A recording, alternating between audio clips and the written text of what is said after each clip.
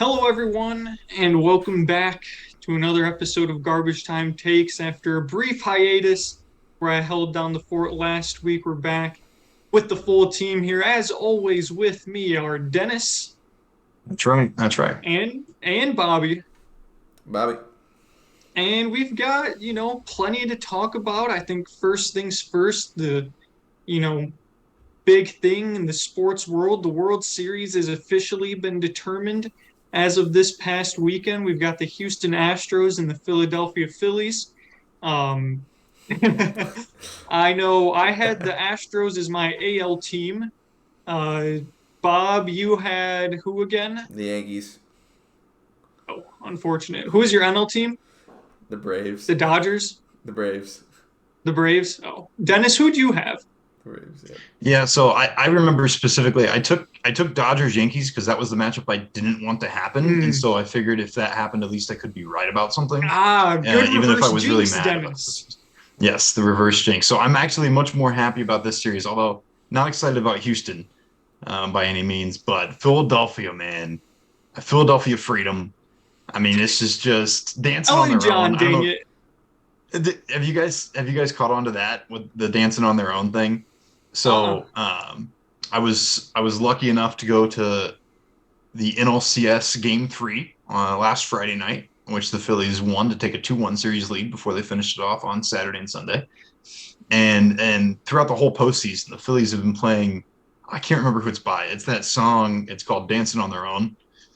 Um, or maybe it's my own. Maybe it's my own. I have to look it up. I would sing, but I don't think anybody wants to listen to that, My own. so I will refrain. Bobby, you want to hear it? No. Um, and it's the one where it's like, I'm in the corner watching you kiss. There it is, Dennis. Oh, There it is. oh. Yes. There it is. Okay, I'll give you that. I give you that little snippet. Um, and it's just one massive analogy for everybody has written this team off, and they squeaked into the wild card round. They're just kind of out here. You got the Yankees, you got the Dodgers, you got the Padres out in San Diego. Houston is a powerhouse. All these powerhouse teams, and then you just got the Philadelphia Phillies. They're just they're just winning games. I was too busy winning. Shout out the Ringer NFL show.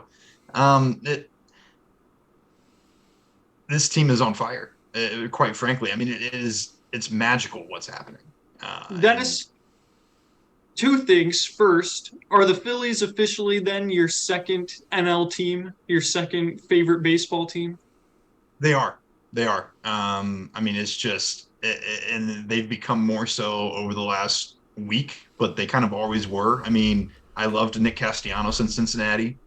Okay, not always, not always. This year, since the offseason when they made moves, they got Kyle Schwarber, Nick Castellanos, those two guys mainly. But this pitching is that's the struggle of this team. It's the weakness. And everybody knew that coming into this season. You're thinking this lineup is incredible. They should be able to put up 8 runs a game, but they might give up 9 unless Aaron Nola's pitching. So, And Zach Wheeler. Give my boy Zach some props. Or Zach Wheeler. Yes, you do got to give Zach Wheeler some props as well. And the offense is, at least in the postseason, lived up to expectations. I mean, on Sunday, Bryce Harper's 8th inning home run. I mean, that's historic. And just absolute historic milestone, career defining. I was watching that live and I couldn't believe it. I was walking back to where my car was parked and was watching it on my phone, and I just started running around the parking lot. It is like, no way that just happened. That's storytelling, fairy tale stuff. So, yes, they are my second NL team now. Long answer to a short question. The second thing I wanted to ask was, what was it like Game 3 of the NLCS? Just tell us a little bit more about the experience of being there, because I've been fortunate to go to one World Series game, Tigers Game 2, the year they got swept by the Giants. There's nothing like, playoff baseball atmosphere, and the World Series atmosphere was electric. I can only imagine in a city like Philadelphia that, it's the vibes are off the charts. And I mean, it's more than you could have even expected. I would say that, and it's not a World Series game, obviously. I've never been to one of those, but it was it was just an electric atmosphere from beginning to end. I mean, we got there. This is the Friday night game. People were tailgating in the parking lots. You know, they had a big kind of like downtown street festival going on before the game. That was sweet. You get into the stadium and just everybody's just, you know, so amped up. And it's just like every pitch. You know, I've been to a lot of baseball games in my life. I've been to a lot of baseball games, most of them Reds games, and most of them with less than 10,000 people there. And when everybody in the stadium is just hanging on every single pitch, I've just never, they never lost a beat. There was no downtime. There was no taking a break. And it was actually almost a workout to be a fan.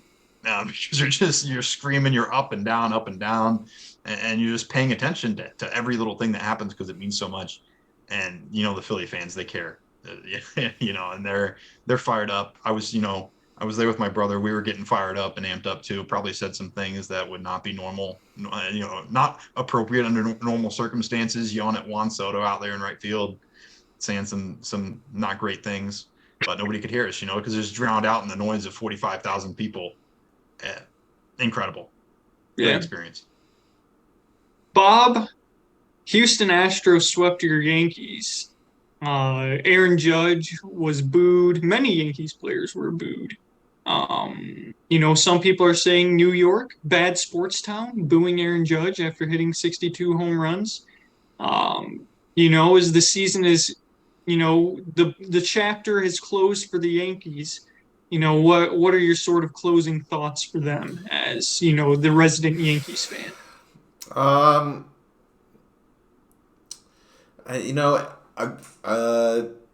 ALCS appearance for a lot of teams is storybook stuff. For New York Yankees, that's just that's a failure. I mean, and that's 13 years without a World Series, Bob. 13 straight years. And you know, New York fans are a little bit too privileged, should I say, in the fact that they, you know, have got to experience such a storied franchise. You know, 13 World Series appearances and whatever. That's nuts. But I think, you know, New York Yankees fans are more the kind of people that would have said, you know, we'd be fine if Aaron Judge only hit 30 home runs if he could save 10 for us in the postseason or whatever. You know, they don't really care about all that. They just care about getting the championship and then being able to taunt it to every other fan base. I mean, I certainly had a fun time watching this team, but I think they need to improve in some serious depth spots. You know, for having one of the, you know, highest payrolls out of any team in sports. I mean, there's certainly talent there. I mean, obviously they made it to the ALCS, but you would think they would have more based on what other teams are able to do with much less. So, I guess that's my only really thoughts on that. Disappointed. I mean, the Astros clearly were the better team. And, you know, I've been paying attention to them all year, paying very close attention to their bullpen for the Astros, and they were elite all year, so it's no shock that they came in and then mopped the floor with the Yankees. But moving on from that, just one thing on the Phillies front. I'd like to point out, Dennis, that I think that it'd be fair to classify you as a bandwagon fan for a couple of reasons. Number one, you are a bandwagon fan. You just moved to Philly like a year ago. And two, if you don't go to the World Series game when they're in Philly, you're definitely a bandwagon fan because, you know, now that they're your like favorite team or whatever and they're coming to your city, you gotta go. I mean, that's just how it works. Right. I mean, if the Super Bowl was coming to Ford Field, you know, or it was coming, if it was in Arizona. If the Lions were in the Super Bowl. If the Lions were in the Super Bowl in Arizona, Derek Rizzio is attending the game. I mean, there's just no ifs, ands, or buts about it. He's attending. Dennis, before you the respond. Blue Bomber's gone. He's selling the Blue Bomber for a ticket. Factual. Before you respond, Dennis, I just want to say one thing. There's nothing wrong with being a bandwagon. I did it for Clemson, and I did it for Florida State. very self-proclaimed bandwagon, purely based on their color schemes and alternate jersey combinations that I was able to utilize in NCAA football games. So, while it is mostly demeaning to be called a bandwagon, I would just like to say there is nothing wrong with being a bandwagon unless you're denying being a bandwagon when you're clearly a bandwagon, which you are. Feel free to respond.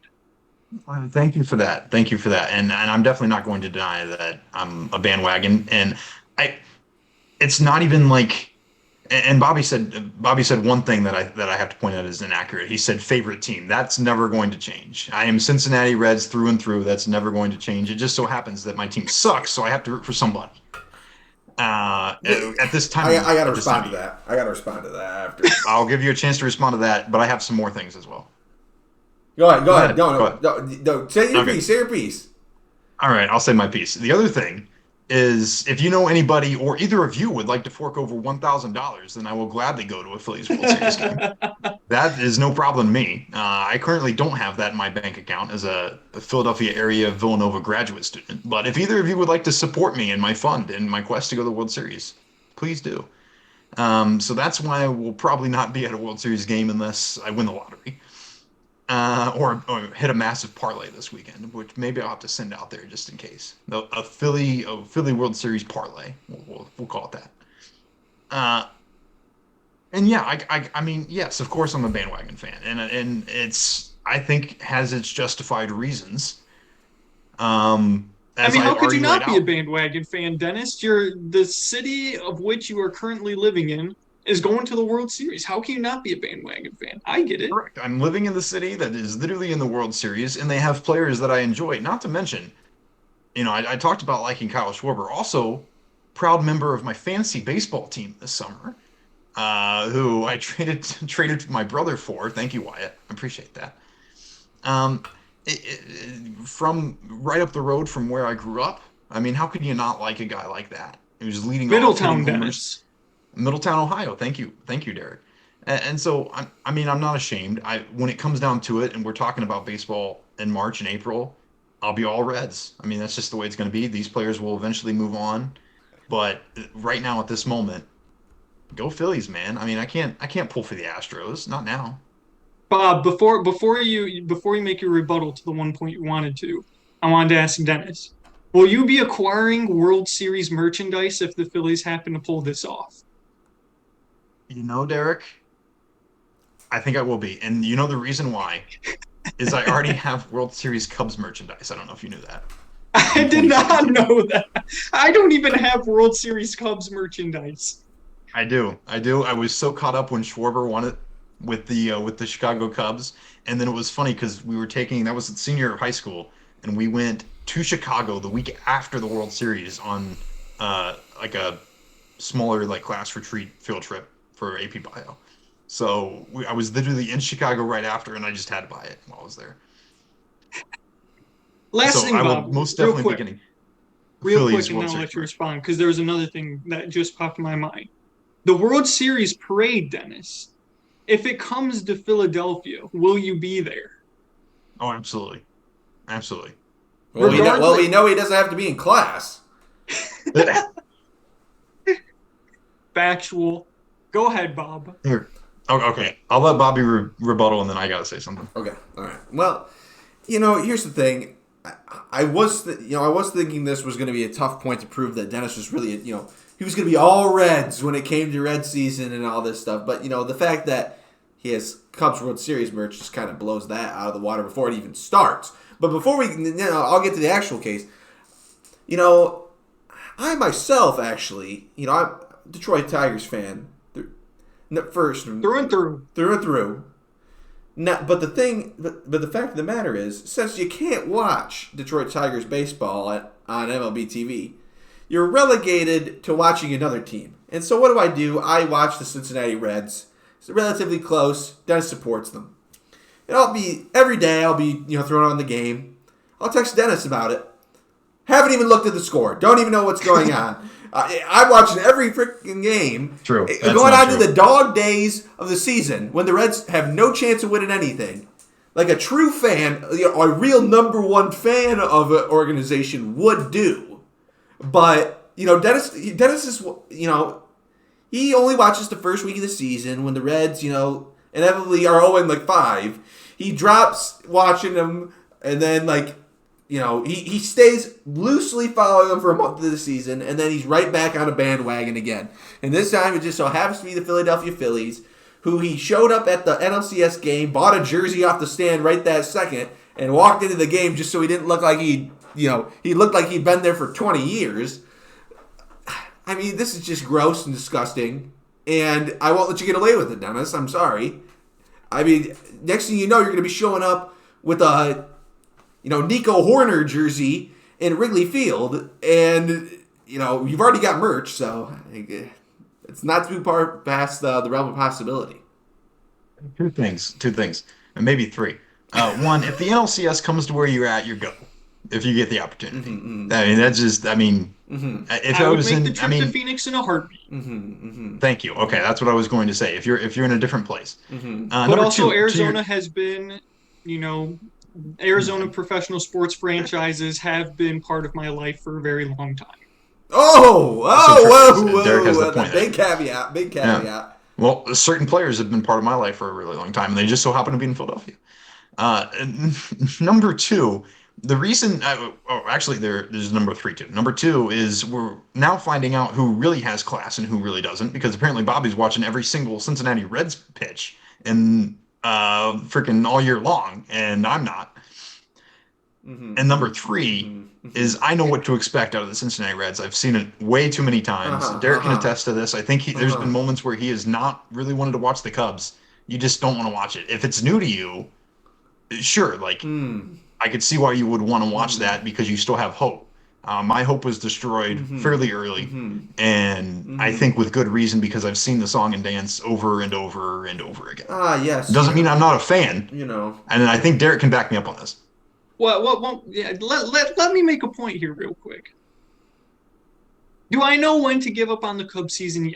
Yes, I do. But when I give up on the Cubs season, what happens is I no longer become frustrated by their pathetic performances. However, I do still at least watch or keep track of their day-to-day daily performances. When we swept the Mets, you better believe I was watching every single second of that. When we swept the Phillies, if you remember that, back in the dog days of summer, right before Bryce Harper came back, I was very much in tune then. So to Bob's point, and to your point, Dennis, to both of your points, although I do too also give up on my team when I feel the time is right, when there's 8 games, 12 games, 15 games below 500 with no chance of coming back because they sell their team, I do tune out a little bit. But I am still invested, at least from a checking the score at the end of the day standpoint, and I never disable the notifications even when we're losing 11-1. Bob, your points. Wait, hold on. No, I never disabled any notifications. But Dennis, if you never disable the notifications, how could you be so out of the loop when Bob would be texting you about the game? I don't remember being out of the loop that much. I really don't. I don't know where this is coming from. I don't feel like I was out of the loop that much. Sure, I didn't watch every game at the end of August and through September when we sucked. But, I mean, for the most part, I feel like I at least knew what was going on a little bit.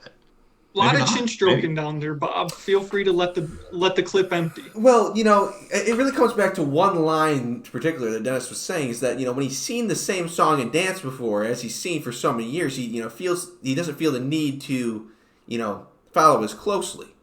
Now, I'd like to bring in an example of my own life. Derek, you will recognize this too, the Detroit Lions.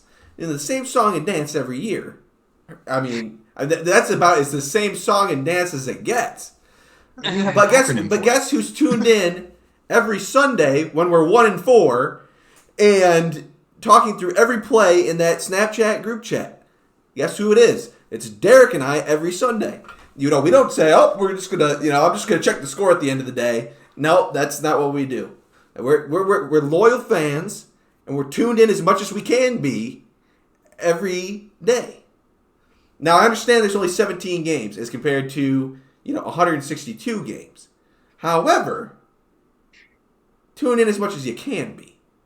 and that's what and that's what I was doing to the Cincinnati Reds. Dennis, he's doing that for the Phillies, maybe for the Cubs, maybe when they were making a World Series run. But when it comes to the Reds, I mean, he doesn't care. I mean, Bob, let's say how it is. Dennis became a fan of the Phillies when he found out he was going to NLCS Game 3. That's when Dennis's Philly fandom started. Yeah, I mean, I think that's when it went from kind of cares about the Phillies to now they're adjacent to the Reds, probably past them a little bit right now because no. I can name you so much more about Cincinnati Reds, current and historic teams, than I ever could about the Phillies. Dennis, if the Reds played the Phillies in the NLCS, would you root for the Phillies? Absolutely not. No chance. That's in doubt. That's in doubt. That is not a question. That is not a question at all. The fact is that the Cincinnati Reds are never going to get there because they suck. But if they did in this hypothetical situation, because Bob Castellini is a horrible owner, then of course, I mean, Cincinnati Reds through and through. And like I said, come April, come March, it's going to be all Reds from me. And you guys, it's going to be recorded on the podcast. And I'm not going to say anything about the Phillies. And that's definition of a bandwagon. And you're not necessarily wrong to say that it skyrocketed with the NLCS. I think that's completely fair. I'm not going to refute that. I'm not ashamed of it either.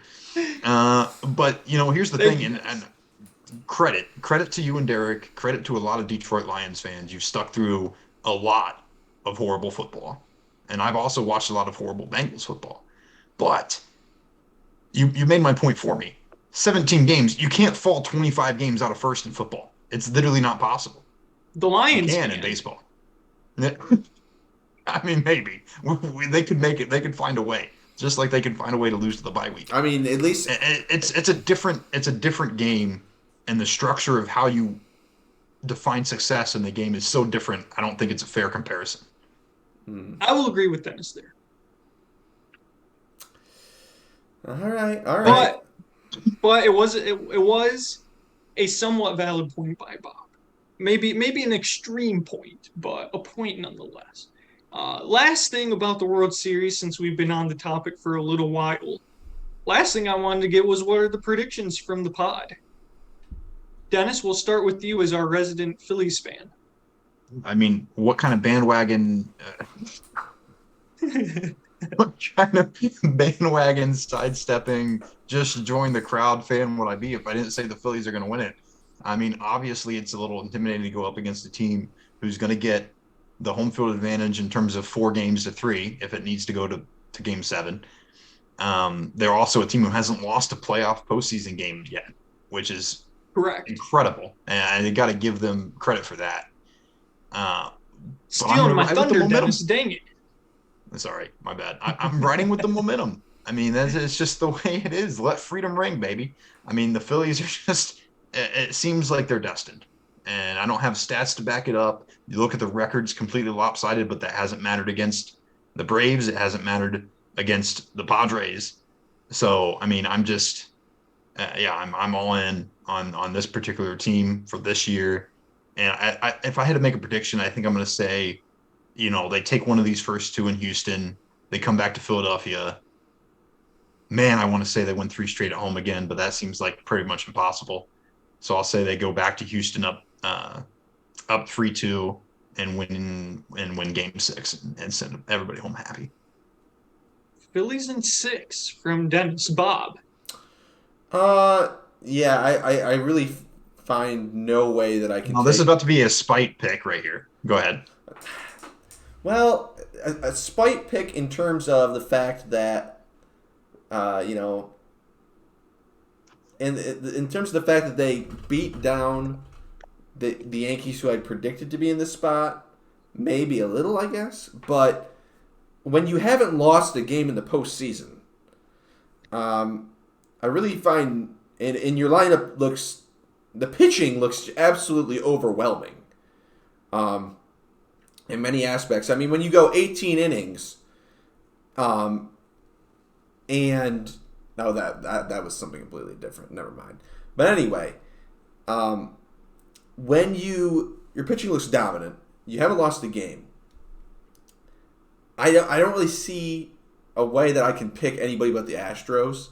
I mean, it is a fairy tale story, and so that may play some momentum, especially when it's the home field. When you guys are in Philly. Hopefully, Dennis in the stands, by the way, and donations. Can hopefully carry that forward. But I think this game or this series really ends in 4-1 Astros. I think in 5 games, I'll give the Phillies 1 at home, but I think it's 4-1. It's done dusted, and the Astros silence the haters again. I'm very conflicted about this World Series because I really don't like Philadelphia, or really the state of Pennsylvania is a sports state or city, to be quite frank. I was rooting for the Phillies, to beat the Cardinals because I don't really like the Cardinals. Haven't really cared up to this point. But I don't think it's fair that Philadelphia gets to have the Eagles and the Phillies both be good in 1 year when I've never seen 2 Detroit teams both be good in 1 year, except maybe the very early 2000s with the Tigers and Pistons and the Red Wings, I guess, too. But I don't really remember those days too much.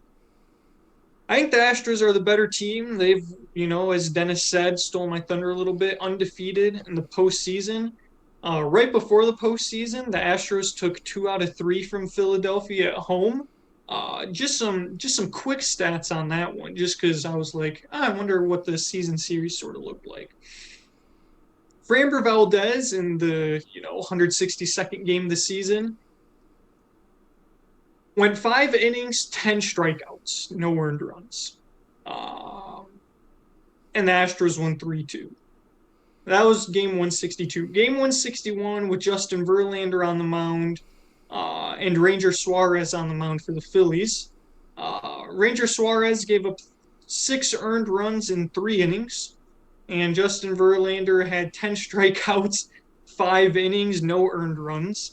And the Astros won 10-0.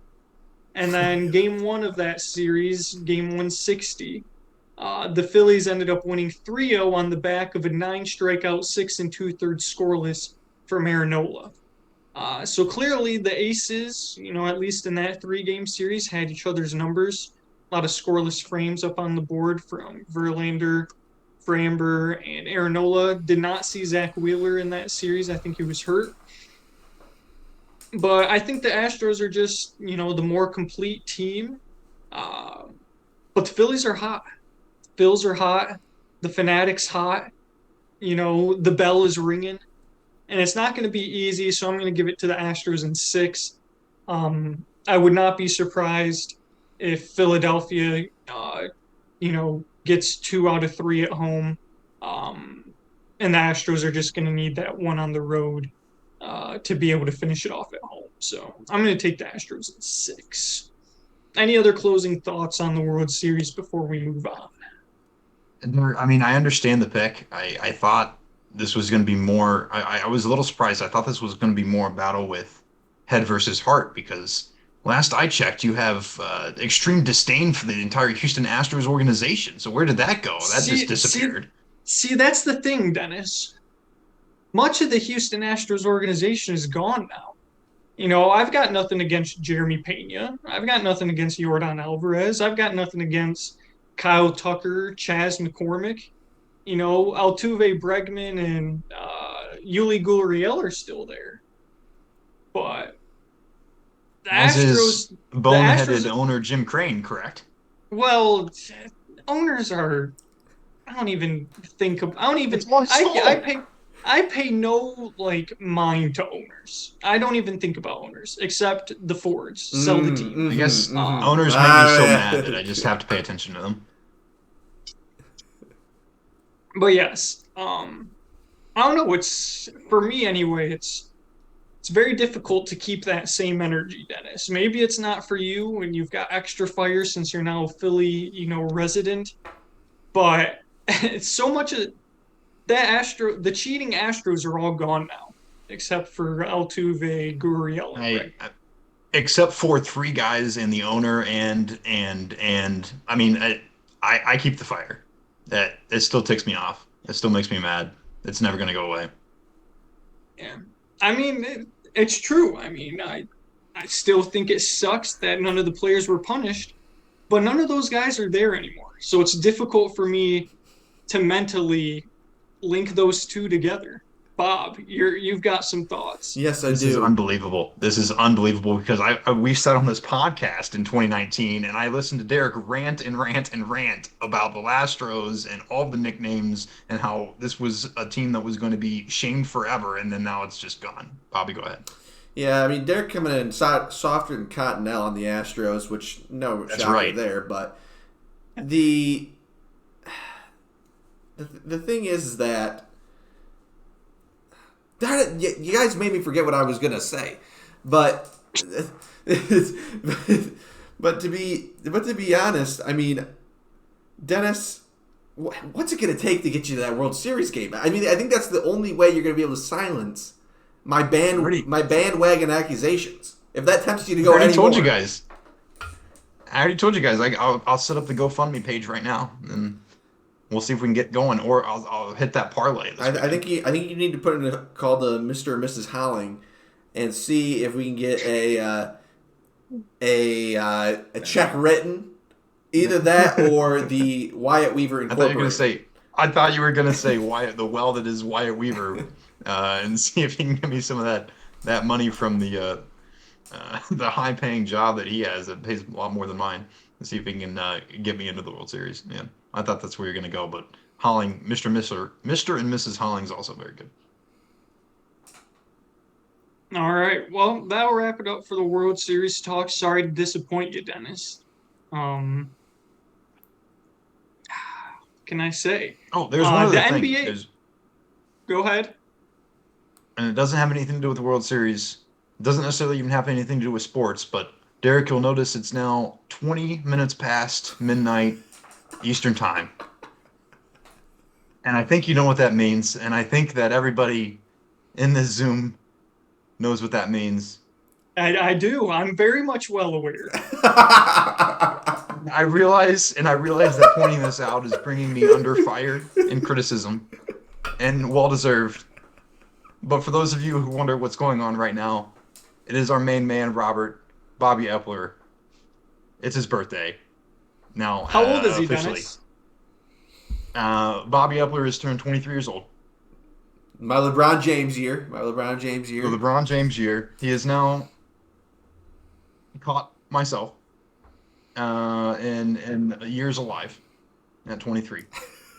As of actually, what time were you born, Bobby? I don't know that one. I don't know. Do you know what time of day? Because it is just now Friday. I think I was born late at night. I don't know if it was PM or AM, but I know it was late. So it very well could be a little early still. Very well could be right about now. It very well could be almost the end of the day from now. So all right, fair enough. Dennis, I did text Bob right before we started and said, your birthday's in 17 minutes. Do I say it on air or should I wait and see if Dennis forgets? And Bob's like, nope, Dennis knows. He texted me saying he remembered. And I was like, darn. Well, yeah. I thought it would bring a little bit of a comedic moment, but also in all genuine seriousness, wanted to wish Bobby a very, very happy birthday. So correct. Happy birthday, what Bob. better way to start it off than doing a podcast with us bozos? Now, my important question to you, Dennis, is: are you a bandwagon Bobby birthday fan, or are you actually like a serious Bobby birthday fan? Because that's like really important to me at the given moment. Does it cost $1,000 to be a real Bobby Epler fan? That's like, what's the price point? No, it's real all the way. It's genuine all the way through. No bandwagons here. I reserve my bandwagons for the Philadelphia Phillies. So it's all good. And the Chicago Cubs. Yes. And anybody, yeah, exactly.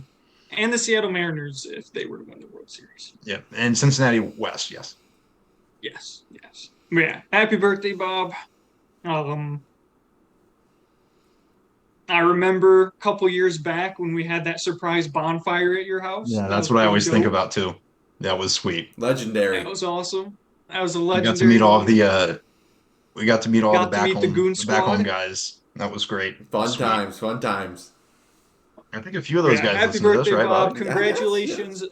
There we also. go. Congratulations also to Dennis for remembering. Good job, Dennis. Great, The yeah. NBA, Bob, the LA Lakers are straight garbage. Russell Westbrook is still garbage. And the Lakers front office has done nothing to address that because LeBron is the secret shadow GM Oh and my he doesn't want to gosh. trade his friends away. LeBron has built this team in his image, and unsurprisingly, they stink because they still don't have anyone who can shoot the ball.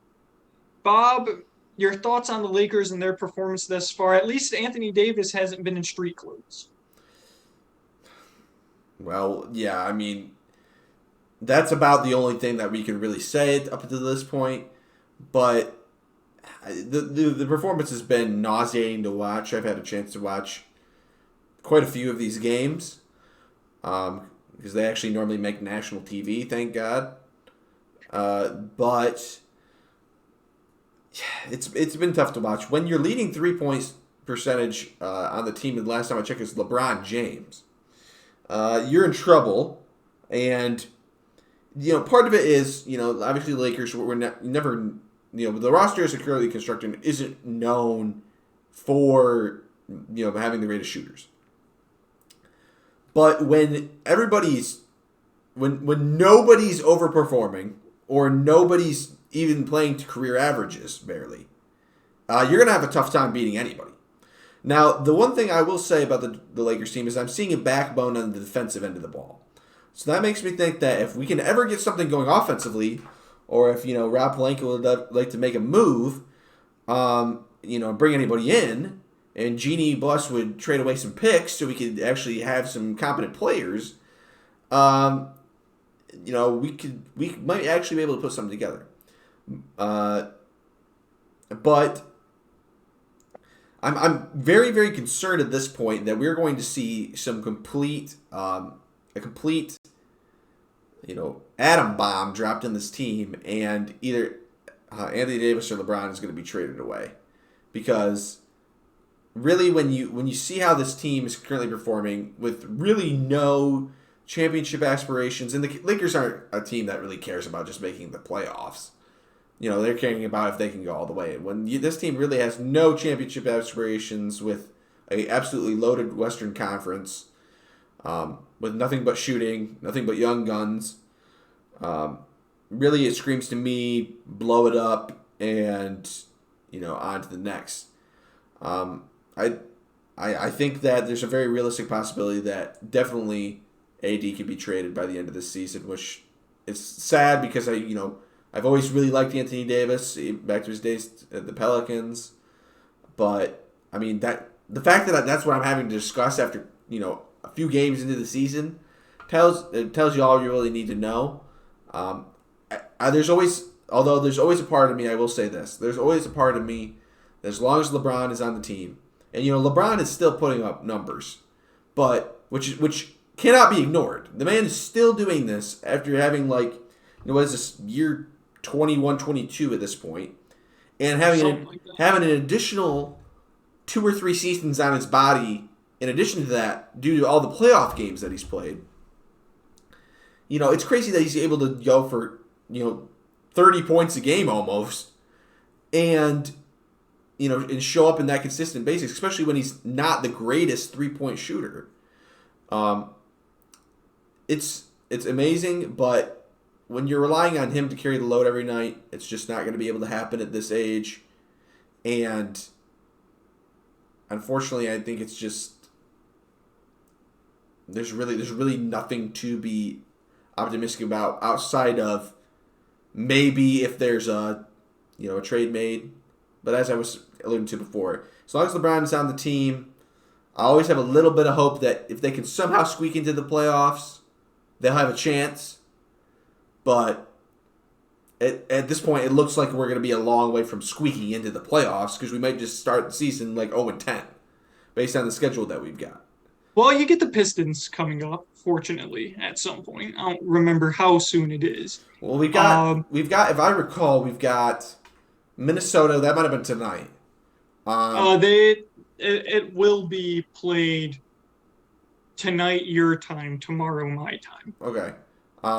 Tonight and 8 Eastern Friday. Yep. So, and then they've got like Denver, New Orleans. Then they've got a couple games against the Utah Jazz, if I recall, in the next 10. So I think that those might be our chance to get on the winning board, in the win column. Besides that, it's nothing but, and Stephen A. Smith was pointing this out in First Take today too, but you really have an opportunity to be like, if we don't make any moves, like 1 in like 11, which is real quick. Which is, if you're in LA, they might just darn near light a fire to the crypt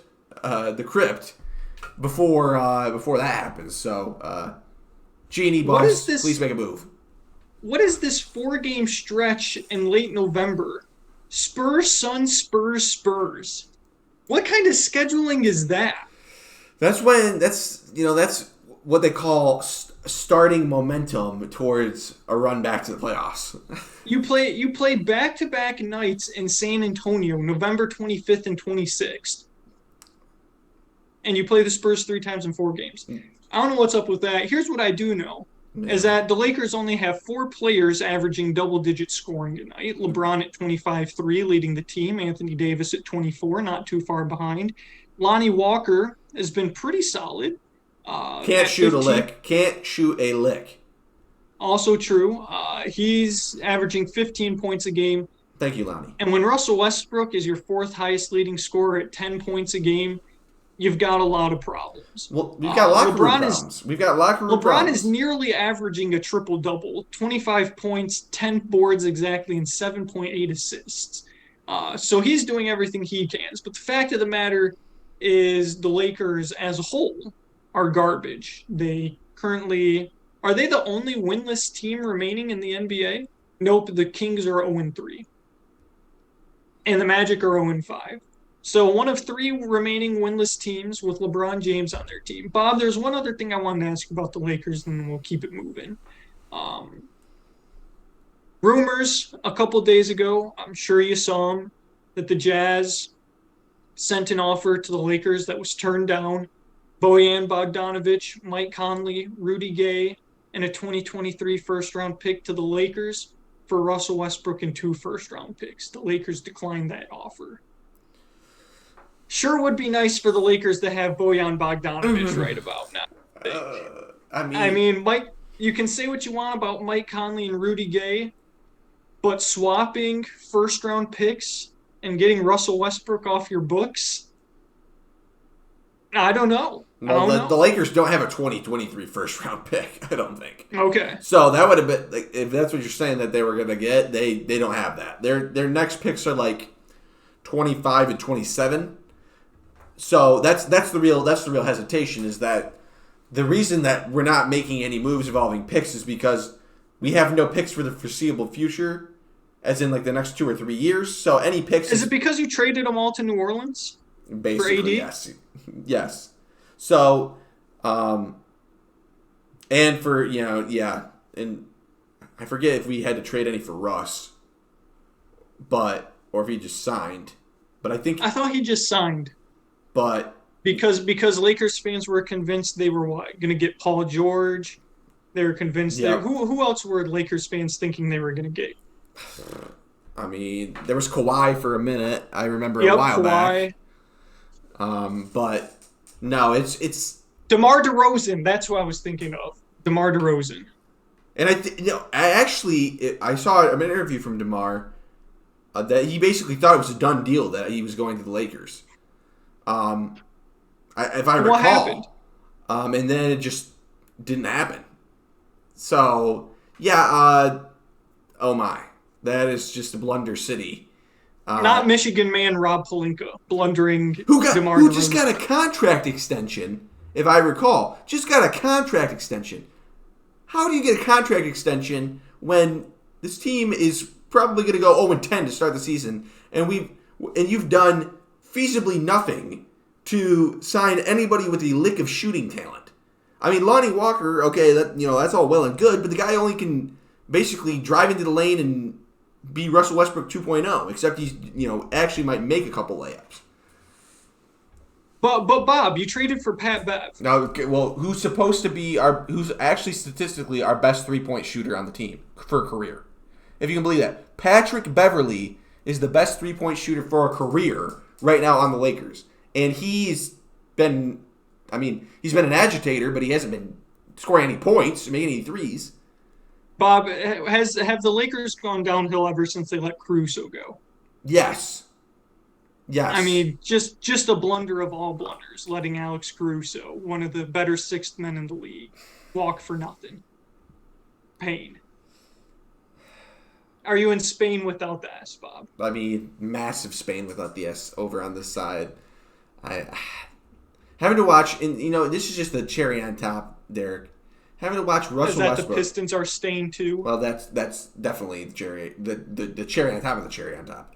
But watching Russell Westbrook go 0 for 11, in a given night, which he has a tendency to do, then walk out off the court, and obviously the media, they love to ask Russell Westbrook some questions. They go to Russell Westbrook and say, Russell, how do you think you played tonight? I thought I had a good game. Russell. Russ. No, not Russ. Can you give us something? Bob thought he had a good game. Now he's apparently got a hammy issue. I think that's what we call a pride issue. And Austin Reeves is now coming and starting, and please, Lord, keep him in the lineup because we don't want to see any more Russell Westbrook. I don't care if he can brick 10 shots a game and get us 15 though. But give me Austin Reeves, and hopefully we can sign somebody off waivers. What about when Russ said that the reason his hamstring is hurt was because he was coming off the bench in preseason? Do you remember that? Do you remember that? I remember it. But here's what I'm thinking. I just saw that Eric Bledsoe signed with the Shanghai Sharks. Maybe we could get him and say cancel the deal. Don't let the ink dry. Come play for the Lakers because maybe he could shoot more than better than 22% from 3, which is pretty much what most people are averaging right now for the Lakers at guard. Yeah, unfortunately for Eric Bledsoe, he's got some more problems that I plan on highlighting in Loser of the Week. So we'll save that for now. But Eric Bledsoe might have some more problems other than just having to play with the Shanghai Sharks. That's yeah, fair. just That's briefly. Fair. Briefly, we'll touch on the Pistons. They're currently 1-4 and may not win another game for like a week and a half, 2 weeks. Young core, Cade Cunningham, Jaden Ivey, Sadiq Bey, they're playing mostly well. Bob, Dwayne Casey's got to go. Dwayne Casey has to go. Dude's subbing out all 5 guys at one time. The starters do not play with the second unit in any way, shape, or form. He basically platoon swaps them, and the second unit is so terribly, both offensively and defensively, that they just get blown out and can never recover after the second quarter minutes that the second unit plays. It's horrible. Derek, and I know Dennis, who unfortunately kind of sits on the sideline, unfortunately, for some of these NBA debates, which, sorry about that, Dennis. Try to keep this brief. But no, it's okay. I'm getting my Bengals takes ready even more than I already had them. But as the resident historian of GTT, you will know that for as long as this podcast has been going, I've been saying that Dwayne Casey should have been fired effective immediately. Because yes, sir, all he does is just stand over there like this the whole time and doesn't do diddly squat, but wear a St. Jude's pin on his jacket. And that's about it. Okay, I'm tired. It's all all well and good that he's all dressed up in a suit and looking good over there, but can we get some coaching? This guy had one good season, and then we brought him in like he was going to be the savior, and we've had like 7 bad seasons, and somehow he's not got. I barely heard anybody talking about it. Get him off the bench.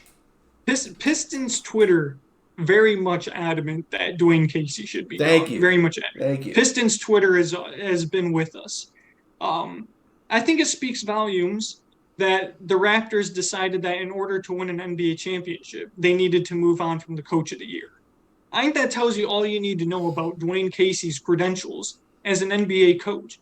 Dude won Coach of the Year pretty much off the backs of Kyle Lowry and DeMar DeRozan and Jonas Valanciunas just playing in God mode for a whole Correct. season. And then they absolutely choked it away to LeBron. As they always did. Did they get swept? Did they get swept or was it 4-1? Yeah, I think it was a sweep. I think it was Because I think that was the series. Was that the series that LeBron had the famous runner that went off the backboard? Yep. Yeah. Check out the clip, by the way.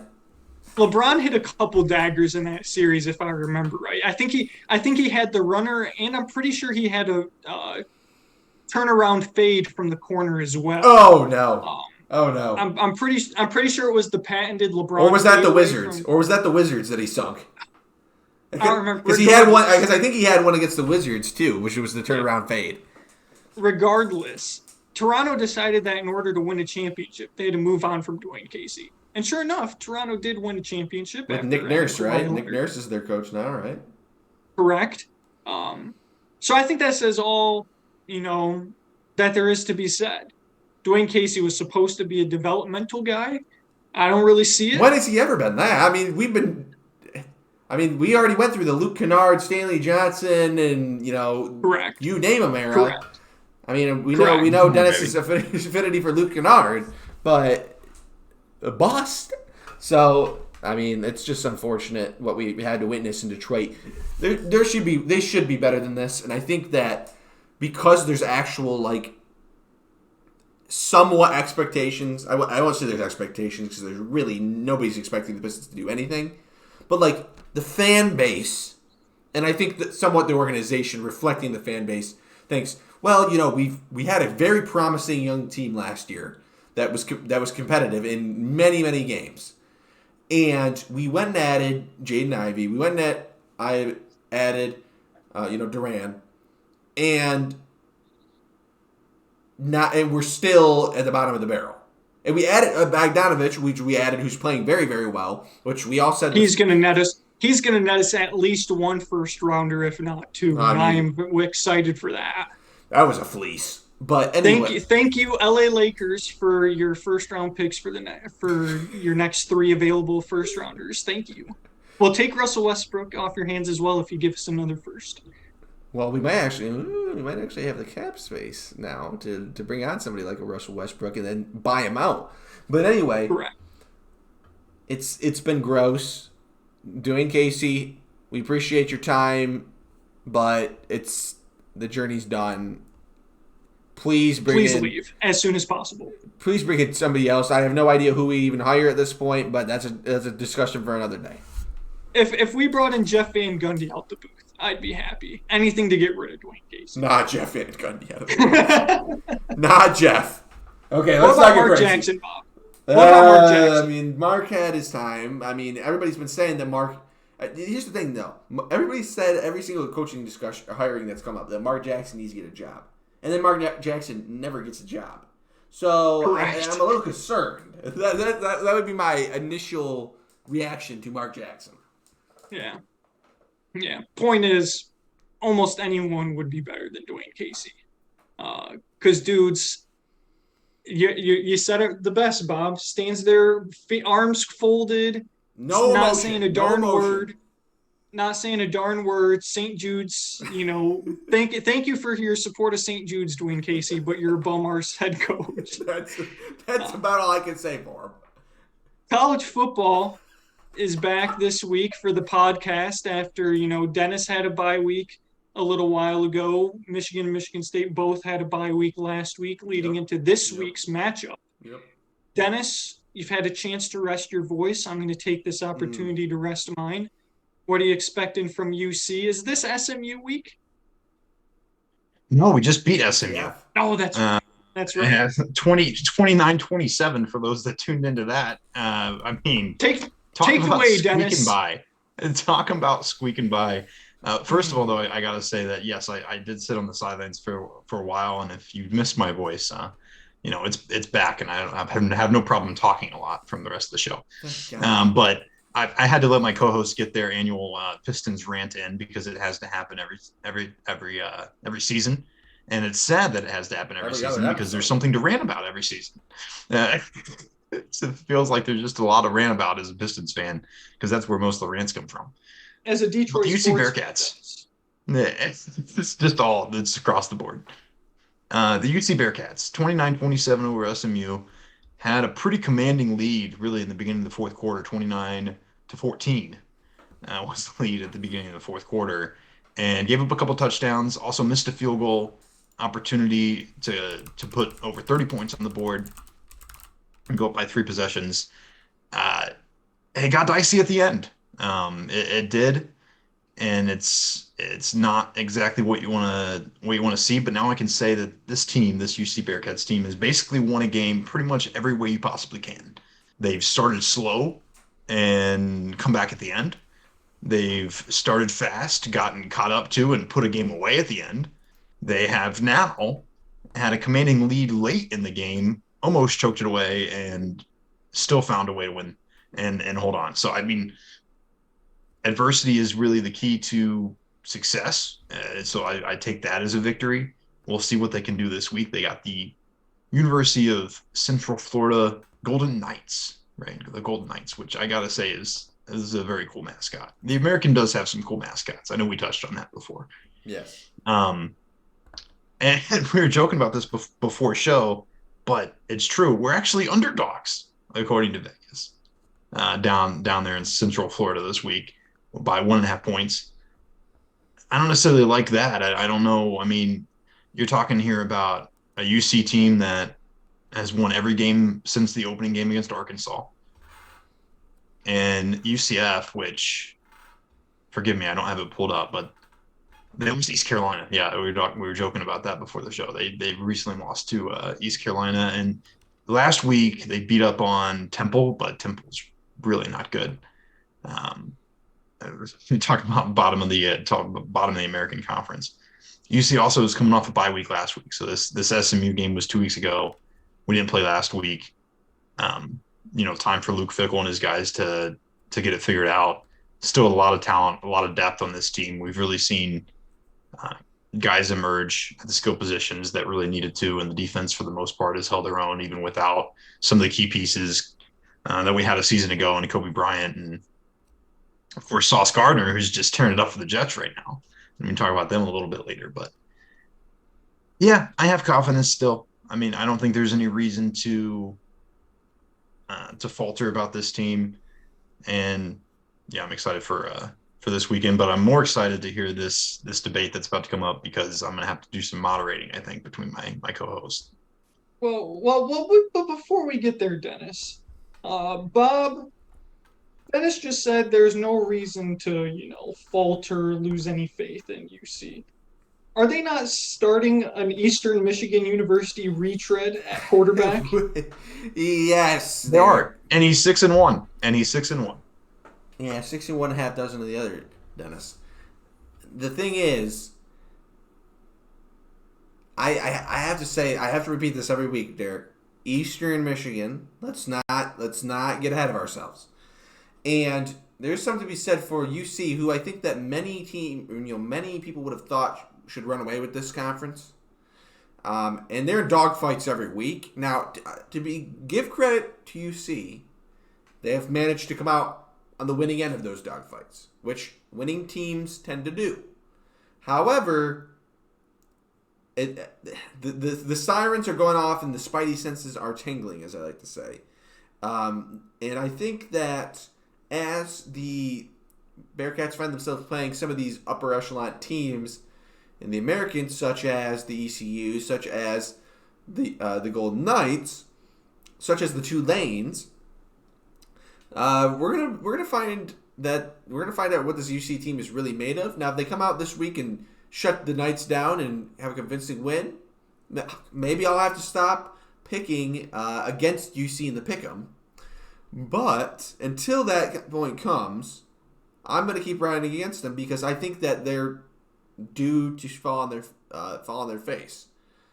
And I think Ben Bryant will make sure that my case comes to fruition. I mean, I've got to respond to one thing, and I know that you guys say this stuff just to get a rise out of me, and it works every week. So I understand that that's part of the whole thing, actually.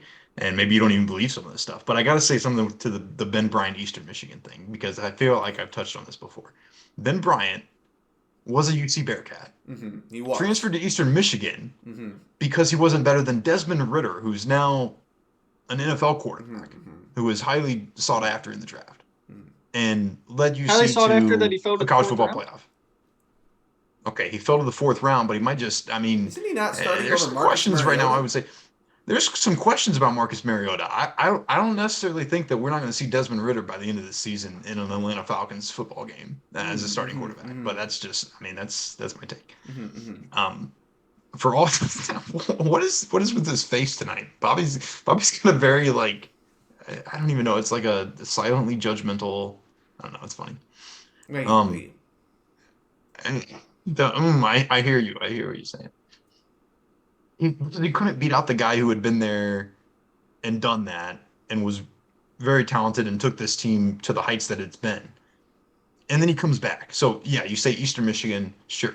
But I think, really he's a UC Bearcat through and through, and he just couldn't beat the one guy who was better than him in our organization. Thank you, Derek. Thank you, Derek. A UC, then I would say if like he was in the UC program for like 3 years, left for a year, and came back, that he's a UC guy through and through. But he was not developed under the UC football program. He was developed as an Eastern Michigan quarterback. But he was recruited as a UC talent.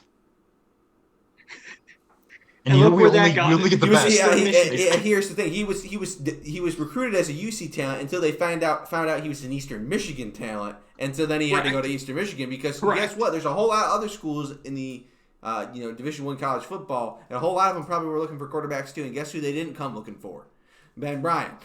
So he ended up in Ypsilanti, and now he's back because now he's looking for a school with a little bit more notoriety that needs a quarterback, and so he's back to UC because they recruited him.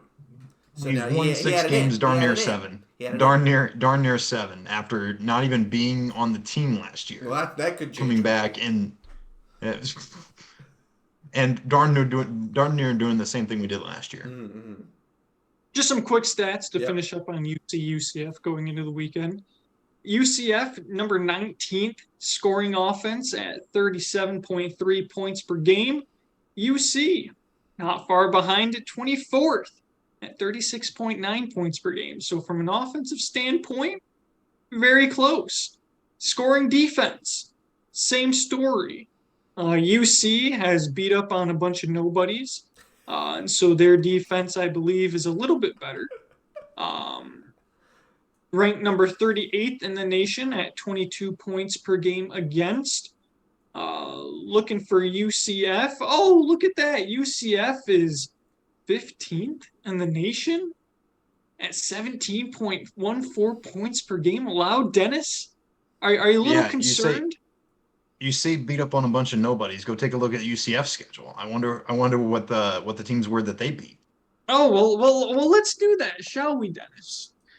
UCF football. Let's take a look at who they've played. I'm sure they had to stop a bunch of powerhouses. I'm sure they did.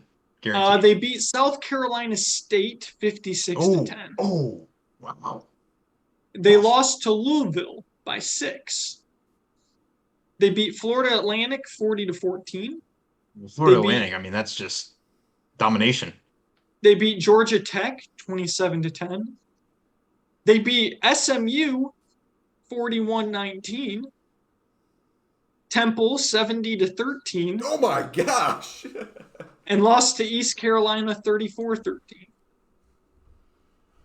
And their quarterback had 0 tubs and 3 interceptions. Yikes. Yeah, they gave up 34 points to East Carolina. They're not the 15th best defense in the country. I'm sorry. Well, I'm sure a lot of that had to do with the 3 interceptions they gave up. Total yards were pretty close. 426 for UCF, 458 for ECU. Then you keep hating on ECU, but lest we forget that you once mistaked ECU's fight song for UC's fight song. You see, here's that, Derek. This is an old story. You brought that up because that is just the nail in the coffin of the bandwagon argument. You can't. I mean, even your own team, Derek, didn't even know the fight song. Derek, is that excusable? I mean, maybe I'm overreacting. Maybe this is just a classic Bobby hyperbole. Let's let Dennis answer. You know, Dennis, maybe it's is that excusable, Dennis? I think this is a classic, digging into the past to describe a present state that's just not even the same anymore. It's not. I mean, it's just not. That's a right, fair because you're thing probably to not a do. fan of Cincinnati anymore. No, I would say I'm more of a fan of Cincinnati. That was the problem. Maybe I wasn't enough of a fan at the time, and now you're using that against me here, and that's just not the way it should work. One last thing. Ben Bryant only had 2 Power 5 offers. Correction. He had 1 Power 5 offer. Wisconsin, who, as we all know, are very much revered for their quarterback play. So, UC. I mean, he was a UC talent, all right, Bob. He was a UC talent. Find another quarterback in the American who got more than 1 Power 5 offer. They aren't. That's why they're in the American. They don't get Power 5 offers, or they'd be in the Power 5. Let's see what Desmond Ritter's offers were. Because I've been hot today with the stats. I mean, UCF scoring offense and scoring defense. Desmond Ridder was a 3-star prospect coming out of high school. His offer sheet was... Can I get some offers, please? Don't tell me UC was his only offer. UC is the only school showing up in his interests. I think UC was his only offer, according to 24/7. According to 24/7, at least that was his only significant offer, or the only offer that 24/7 has, records of. Maybe we'll have to do some more digging into American Conference quarterbacks that got Big Ten or Power 5 offers, but maybe we can table that for next week. I'll come at you with some more trustworthy statistics on that. But in general, who's Houston's I think the guys are in the quarterback? American because they're not Power 5 conference recruits. All right, let me do one more. I want to look at Houston's quarterback, Clayton Tune. Clayton Tune, 24/7, 3-star. Had an offer from UCF. Huge. He had an offer from Ole Miss. Screw you, Dennis. And Kansas. Oh, Kansas, 2 Power 5 offers. Yeah, Kansas, who at the time is not even Power 5. They're only there for basketball at the time. And we got Baylor, Iowa, Oklahoma, Oregon. Oh no, those schools did not offer. UCF, North Texas, Florida Atlantic, Kansas, Ole Miss, and Houston offered. That's 2 Power 5s. 2 Power 5s. Bob, this Saturday, there was a big one. There is. I don't know what your thoughts are, but I've been thinking about this not only for the past 2 weeks, but for the past 2 years. You see, because I've gone 2 long years without a victory, and I'm really annoyed. And there's nothing that I would love more than to wipe that smug look off of Mel Tucker's face. And I know that MSU fans on Twitter are going to say it doesn't matter because we suck. You're supposed to beat us anyway. And if we lose, it's you guys lost to one of the worst MSU teams in the decade. So it's really a lose-lose for Michigan. It really is. But the fact of the matter still stands. Is that I'm sick and tired of losing to MSU. It didn't always used to bother me, but in the past couple of years, it's really bothered me. Because Mel Tucker is getting paid $100 million off the backs of beating Michigan 2 times. So I would love nothing more than to absolutely bury MSU as a program this year. And if we win by anything less than 30 points, I will be disappointed. bury the 30 points. MSU program. Bold statement. Bold statement, Bobby. 30 points. What are your thoughts? Here's the thing, and I think that Derek really eloquently, outlined it. I'm sure he's been anxiously waiting my thoughts on this, but and he's right.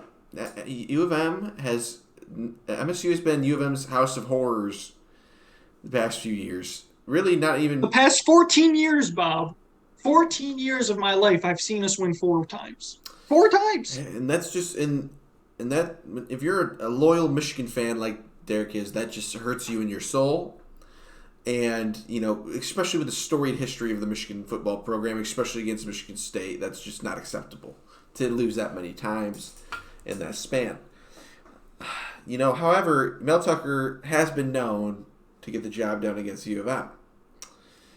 And this season is really one of the greatest opportunities in recent memory for Michigan football to get the job done against You're MSU. telling me. Home football game against a team that has been, until last week, reeling horribly. For all intents and purposes, any team that was better than them was blowing them out big time. I mean, most games were over before they started. And last week, the worst thing possible, and there was a bye week, but the last time the MSU football took the field, I believe it was the worst thing that could have possibly happened for Michigan fans. MSU, not only did they win, but they pulled out a gut-wrenching, tight ball game that really many MSU fans didn't expect them to win. I mean, Wisconsin in their own right has been wheeling, but they too pulled, Wisconsin always plays tough. And MSU pulled out a gutsy double overtime win. Now, should they have needed double overtime? No. They shouldn't have. But they found a way to get the job done.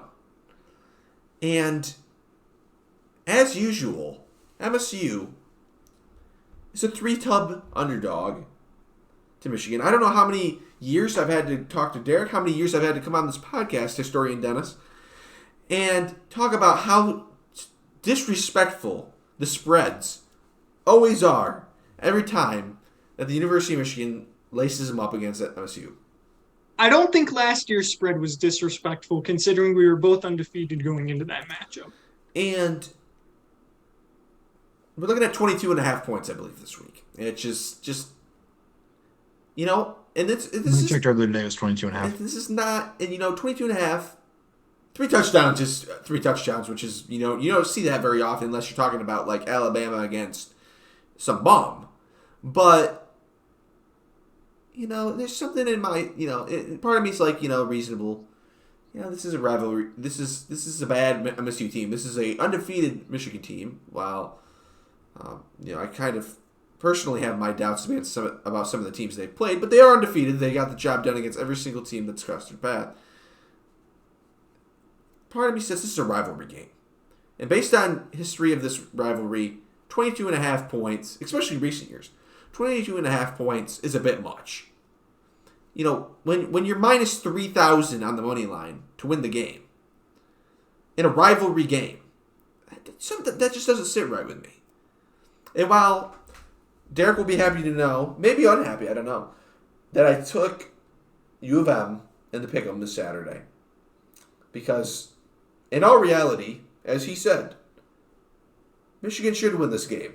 And I don't know if Derek will admit this, but I think that's what scares him the most. Is that because Michigan should win this football game, and he knows they should win this football game, and everybody knows that they should win this football game. And like he said, there's nothing really to gain besides trouncing over another bad team. And, maybe for Derek it'll be a sense of pride, but for anybody else that's, maybe not a diehard Michigan fan like Derek, it's going to mean really nothing. So, and that is exactly the position that I love the MSU Spartans to be in. Because it was that same position, or similar position, rather, a few short years ago, when a man named Rocky Lombardi came and did what the unthinkable was thought to That be game at was that time. such a fluke. That game was such a fluke. Thought what the I've I've unthinkable did. I've read that game from my memory. That game was an absolute fluke, and you know it. Here's the thing. Here's what I will, as an MSU fan, and you better bet. Even though I'm picking Michigan to win this game, they're the better team, and they're at home. They've got every little thing that could be going into this game. But Heisman candidate running back who's getting more respect, who it does kind of make me sick, is getting more national respect in a lot of ways than Kenneth Walker, who's playing just as well, if not better. So that does make me sick, and that is because it's the University of Michigan. If it's the blue wall, baby. If Kenneth Walker played on the blue wall, if Kenneth Walker played for the University of Michigan last year, he probably would have been in New York for sure, and maybe he would have even won. Who knows? But he played for MSU, so he got no respect. But that underdog spot is exactly where I want us to be. And even though I'm picking Michigan, I think that this is going to be for sure a cover. But maybe even it's a lot of points. It's a lot of points. I think this game could be a 5-point or less ball game. And if I will take satisfaction knowing, in my final point, I know I've been going on for a while. My final point is, like Derek said, he's looking to bury the program with a massive blowout victory over Michigan State this Saturday. You know, of course the game is always like the weekend of my birthday, so for better or for worse. But if MSU wins this game, maybe this won't happen immediately, but I will be glad that the MSU struck the blow that finally bled out Jim Harbaugh. It will be this weekend if MSU gets the job done. Because if MSU gets the job done against this weekend, it potentially derails U of M's chances to make it back again. Everybody will look at that moment, as they've looked at many of these similar moments over the past of Jim Harbaugh's career. The consummate Michigan man, and finally deal the blow with the silver bullet that brings him down. You have the floor. 9 times. Go ahead, Dennis. Go ahead. I was just gonna provide a little bit of in between here so Derek can have a chance to gather his thoughts. I thought, Bob, you said something interesting there that we've talked about with Derek on this podcast. I believe back towards the beginning of this installment, this season, when we started back over the summer, and you said how Michigan, and Derek said it too, it's kind of a lose-lose in terms of they're so expected to win this game. It seems like maybe this is going to be the game or a game where it's a sigh of relief when it's over rather than enjoyment. And I'm wondering Derek's thoughts on that particular statement, because of course it's Michigan State. So how much are we looking past this game? How much are we looking? Oh, we're not looking past this game at all. So not looking past it means that you do think there's a chance that Michigan State could win this game. There's always a chance. My entire lifetime, there's never not been a chance. But here's the thing. Here's the thing. And Right. this is what I was going to say. And Dennis, you asked a great question that led me into my own thoughts that I was going to lead with. Every other year,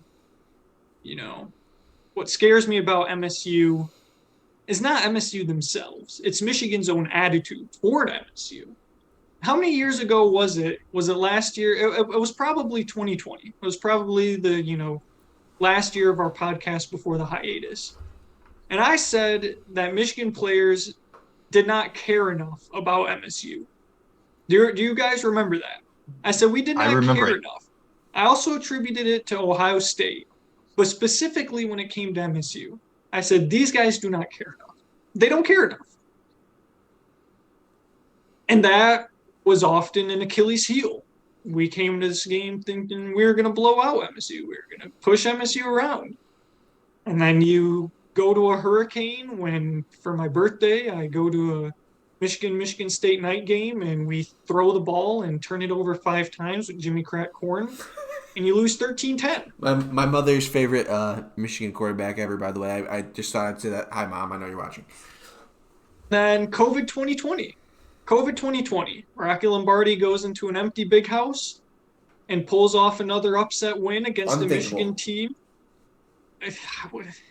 Unthinkable is one way to put it. That Michigan team was terrible. Terrible. I mean, Joe Milton couldn't hit the ocean if he fell out of a boat. Dylan McCaffrey was like concussed half the year. A lot of dudes playing for themselves that year. Last year was a very good MSU team. As was reflected in the spread, I looked it up. Michigan was a 4-point favorite on the road. On the road, they were a 4-point favorite. That's why I'm talking about by disrespectful. Both teams. You said they were both undefeated coming into the game. At home, we were a 4-point dog. You were. How's that work? Last year was a collapse I have not seen. That's true, except for this year. It could be this year, though. Blowing two, not one, but two 16-point leads. Oh, no. Two of them. It hurts. In the ground game, too. In the ground game. And so most years, like I said, pretty much all my entire life, I never thought that Michigan cared enough, that they were focused enough to be able to play MSU to a point where it was never in doubt. It's almost always in doubt when it comes to Michigan MSU. Except this year. Except this year. I knew it was coming. Because when Michigan walked out of the tunnel against Penn State, and they were walking out of the tunnel, they just beat the brakes off Penn State, 41-17. And even when we were down 17-16, I said it on the solo cast last week, I was never concerned. Not for 1 second was I concerned that we were going to lose that game. Because Penn State stinks. And when we came off the field, I didn't hear what Bob said. He said good because Penn State stinks. Facts. I said they were overrated when they beat Auburn. I said I can't believe people think this Penn State team is good because they went and beat a mediocre Auburn team on the road. But then when we beat Penn State, I had to make sure to flip the narrative a little bit because the narrative for Michigan is it a big game? Yes. Did Michigan lose? Yes. Then it's the biggest game of their life. Is it a big game? Yes. Did Michigan win? Yes. Not a big game. The other team was trash. So I had to flip the narrative, say that Penn State was actually an impressive win. But I said Penn State was a fraud at the beginning of the year. I still hold by that. But regardless, you guys have gotten me sidetracked. When we were walking out of the tunnel, Jim Harbaugh said to Blake Corum, great game. Blake Corum said, we're on to Michigan State, coach.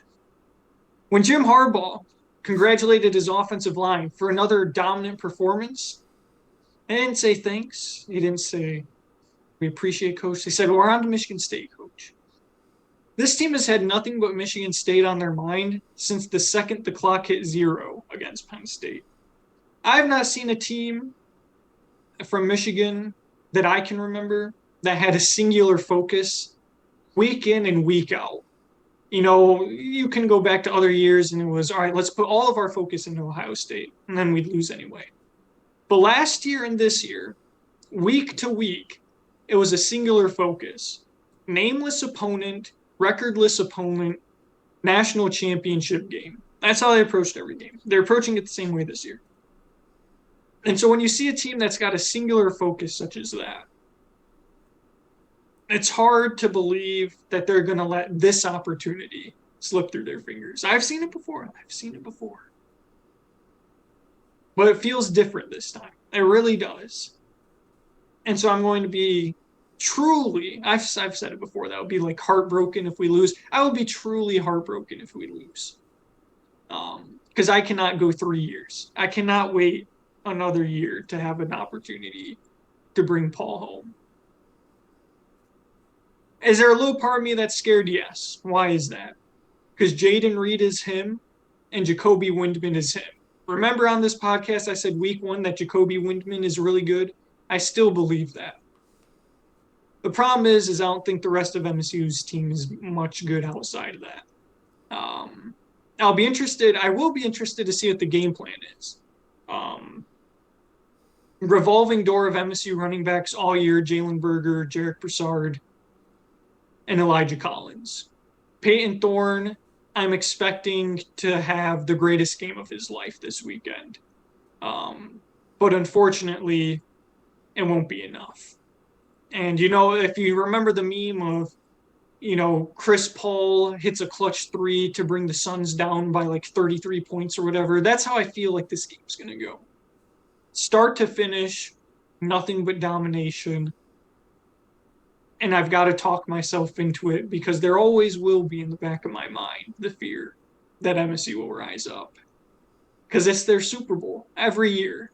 But finally, for once, I think Michigan is also making it their Super Bowl, at least to the same level that MSU is.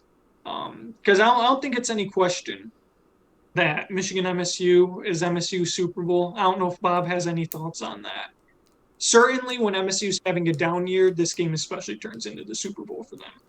But I think this is finally one of the very few years that I can point out where Michigan is ready to match that energy, and that's what gives me the most confidence going into this weekend.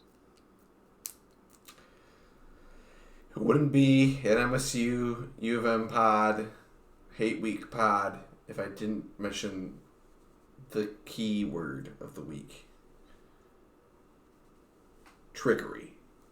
I knew it. I was waiting for it. When Derek said, what's going to be the game plan, I knew that we had to go there. When it comes to the game plan, it comes to a couple of things. You always have to keep the opposition guessing. And that is exactly what MSU has shown to be able to do in the past, and what we will hopefully continue. I hate it. To do going forward. We will let the element of surprise bear on our side.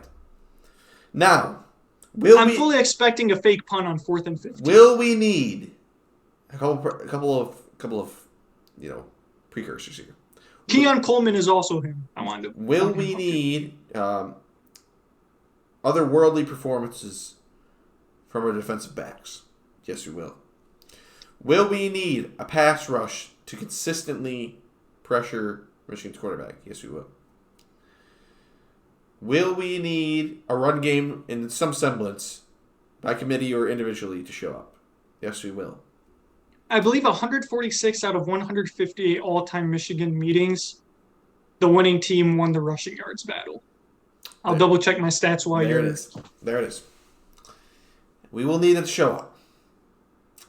But when in doubt, just when things look like they may be out of reach, or even in reach, we never know, trickery could strike. The flea flicker, the fake punts, the fake field goals, which we probably will have to implement rather often because our kicker stinks. That is what we can bank on as MSU fans. And the fact that we can bank on Michigan's quarterbacks having a horrible day. Because I can't remember the last time a U of M quarterback had a career day, or a rather impressive day against us. And from what I've seen so far of Michigan's quarterback, which I'm blanking on the name at this moment, Derek, I'm sorry. JJ. I've not been impressed. I've not been overly impressed. I thought I was going to get more, given to the fact that you were removing a college football playoff quarterback who obviously had his flaws, but I thought I was in for a bit more of a treat. So I'm anxious to see a little bit more of that with my own eyes this weekend.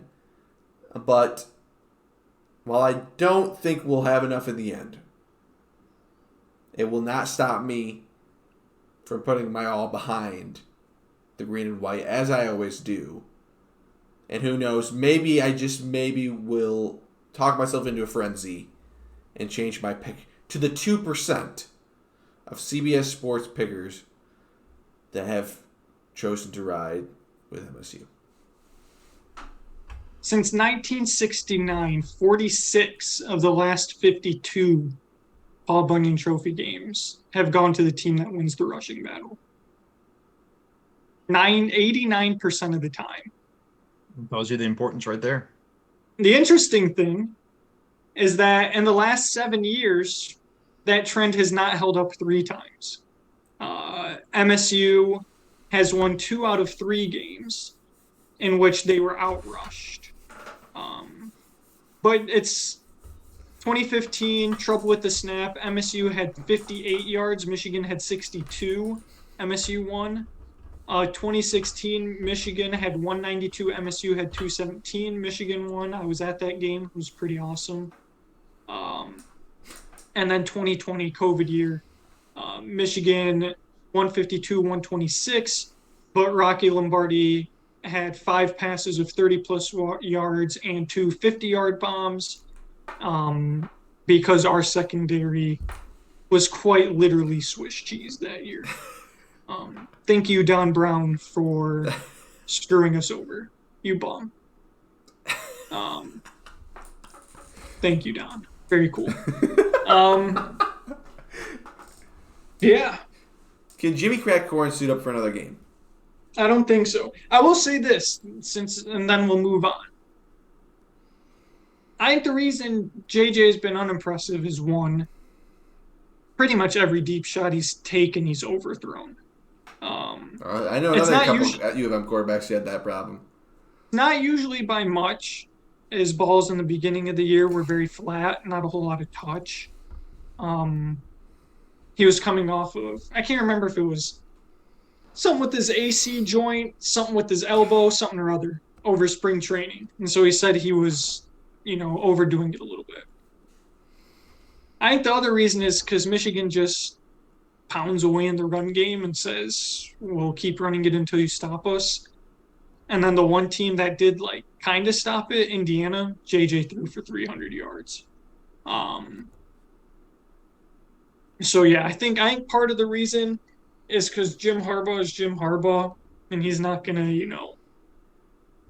let him change his mind. He's not gonna change his offensive philosophy for the sake of a quarterback. So I think that has part to do with it. But I think if obviously MSU will probably key in on the run game and see if JJ can beat him. And I think that's what it'll probably come down to. Will JJ be able to hit enough shots to soften up MSU's defense to let the run game finish the job? I think that's sort of how the game will play out.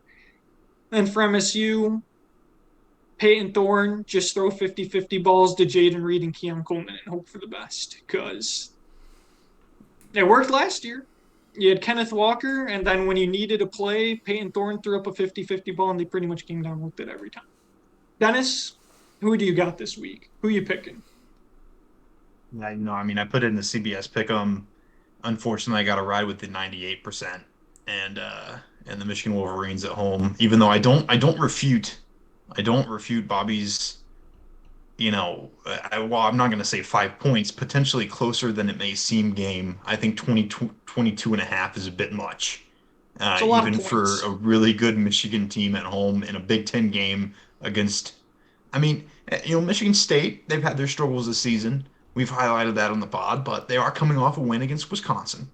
They're competitive in the Big Ten, and I think they will continue to be for the rest of the season, but I don't know that they have enough to get it done. And Bobby, to his credit, is at least humble enough to recognize that it's going to be a long road. Not impossible, but not impossible. It doesn't look good. It doesn't look good sitting here in this seat, and for that reason, as sort of an outsider, it just makes sense to roll with the Wolverines this weekend. I don't know if I can think of a time where I ever wanted to win this game more than I do this week. Honestly. Last year, obviously, I really wanted to win because we were both really good teams. But I wasn't going to be yes, I was extremely disappointed that we lost, but there was no shame in losing to a good MSU team. There is shame in losing to a bad MSU team. And if we go down 0-3 to Mel Tucker, who is the king of frauds, I'm going to be sick. Yeah. Jim Harbaugh said it himself. He really wants to win this one. MSU, I guess, has been using the spread in a couple Michigan comments as bulletin board material. I think if you need bulletin board material to get up and play this game, you've already lost. Blake Corum was asked about it. He said, what his thoughts on bulletin board material. I think he said something along the lines of winning is my bulletin board material. That's all I care about. So it'll be interesting. MSU loves the underdog role. They love the chip on the shoulder role. They love the disrespected role. Here's hoping for an entertaining football game. For me. Any other closing thoughts? It's not over. It will never be over. Thank you, Mark. That's correct. And really since that line, for me, I'll never in my whole life forget the day that line was uttered. That represented a change in really in philosophy and outcome in my lifetime. And I think that at bare minimum, we could say, and Mark would be proud of this too if he was still around. Mark D'Antonio, former MSU head coach. That the very thing that you outlined, Derek. You know that that U of M is the better team and you should win this game. But in the back of your mind, there's this maybe you can't put your finger on it, but there's this fear. No, I can put my finger on it. I told you where my finger was on it. And there's just doubt. And that is how we know that change has been made. That's how we know. Think right there. MSU was always able to play on Michigan's overconfidence. I think that's been another big thing. The cockiness of Michigan. Bob loves to point out the pompousness that is U of M as an institution. Correct. And it still ticks me off that Mark D'Antonio was able to take care of us during the dark ages of Michigan football, the Stone Ages, when Rich Rod and Brady Hoke couldn't field a competent team to save their lives.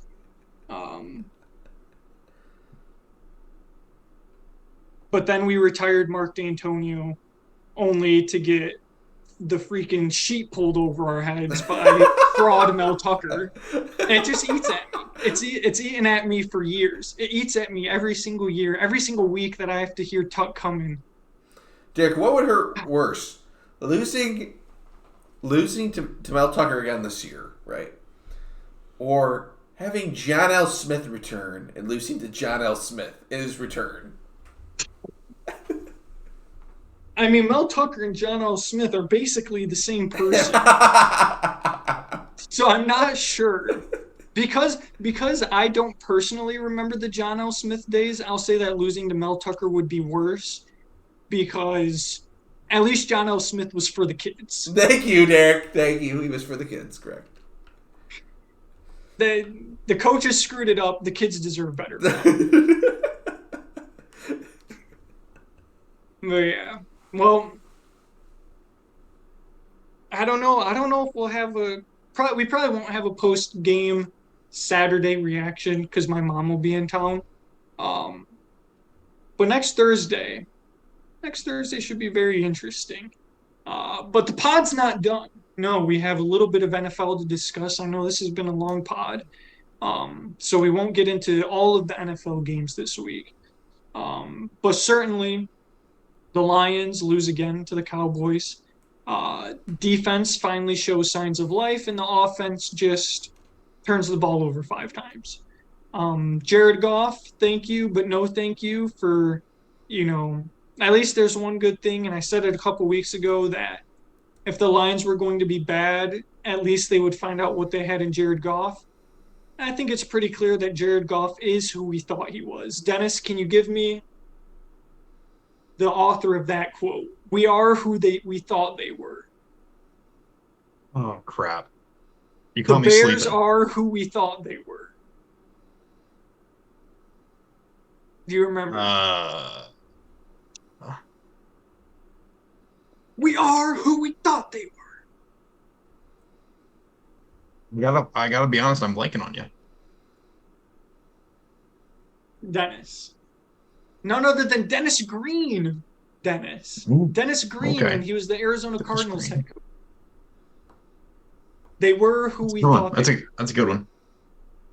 And that's how I feel about Jared Goff. Okay. Jared Goff is who I thought he was. A quarterback who struggles with confidence, who sometimes looks like an elite quarterback, but far too often is inconsistent. And his two pick sixes earlier in the year were the point difference in a couple of our losses. Tried to give him the benefit of the doubt then.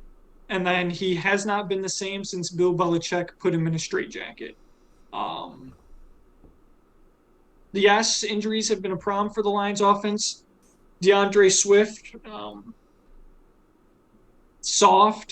softer than Charmin toilet paper. DJ Shark now on IR. Amon-Ra St. Brown was pulled out of the game due to the NFL's new bogus concussion protocols since the Dolphins completely botched to his injury. Um, the Lions are just not a good football team. Not a good football team. And it sucks because you look at a team like the Giants, who I don't think are that much more talented, if at all, than the Lions. They're one loss team, well coached. You look at the Falcons, who certainly are at or below the Lions' talent levels. They have a chance to be first place in the NFC South at the end of this week. You look at the Seahawks, who are using just the NFL's blunt. Geno Smith passed around like a high school blunt. Uh, they're at the top of the NFC West. It's just there's a lot of well coached football teams, and unfortunately, the Lions are not one of them. I don't know if that falls on Dan Campbell. I don't know if that falls on the entire staff as a whole. But the fact of the matter is, if this was a well coached football team, they'd be at least 4-2. At the very least, they'd be 4-2. But they're not. And instead, they're tank commander, bringing it back. One win so far. Could be in the driver's seat, currently in the driver's seat for the number one overall pick, thanks to Houston's tie earlier in the year. Thank you, Houston. Thank you, Lovey. Yeah. Sheila Hamp came out and said she has faith in the direction of the front office and the coaching staff. Bob, what do you got?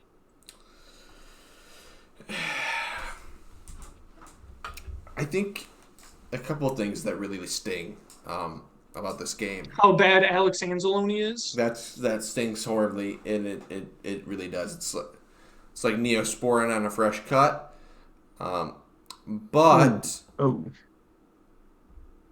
the thing is, and I think you kind of talked about it a little bit, but even on Sunday when we played the Dallas Cowboys, I've really never felt in any of the games that we played, maybe the Patriots game a little bit, but I've always felt the Lions were always talented enough to win any of the games. And dare I say, on Sunday, I walked in watching the game. For many parts of the game, I thought the Lions are more talented than the Dallas Cowboys. And sure, like, don't get me wrong, the roster has glaring holes. There are problems, and they need to be addressed. But it's just disappointing seeing what could have been one of the more underrated, one of the more successful stories of our Lions lifetime.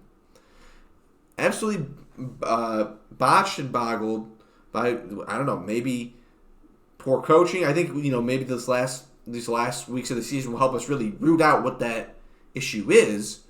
But, maybe it is those glaring holes that keep reappearing, whether it be, some inadequacies with Jared Goff, whether it be the defense, whether it be injuries. But just the fact that we're not going to reach that potential, that we have potential. Many years we didn't have potential, and we didn't have to reach it. This year we have potential, and we're not reaching it, and that hurts more because you can see glimpses of what we could be. And then the second part that that Derek and Dennis both will know where I'm going with this. We're last place in the NFC North. And Derek And the Packers and Bears are terrible. And Derek's shaking his head. Both of them are for terrible. the exact reason. And mind you, we haven't had a chance to play those guys yet. We'll get we're gonna get our chance against them, and we'll have our day in court. And we'll lose, but until then, I can say that we have a chance to win. We have our game. You know, we'll watch. We'll tune in. We'll evaluate. But the fact that every single team that's looked at as bum city, we're below them. We just, I mean, what?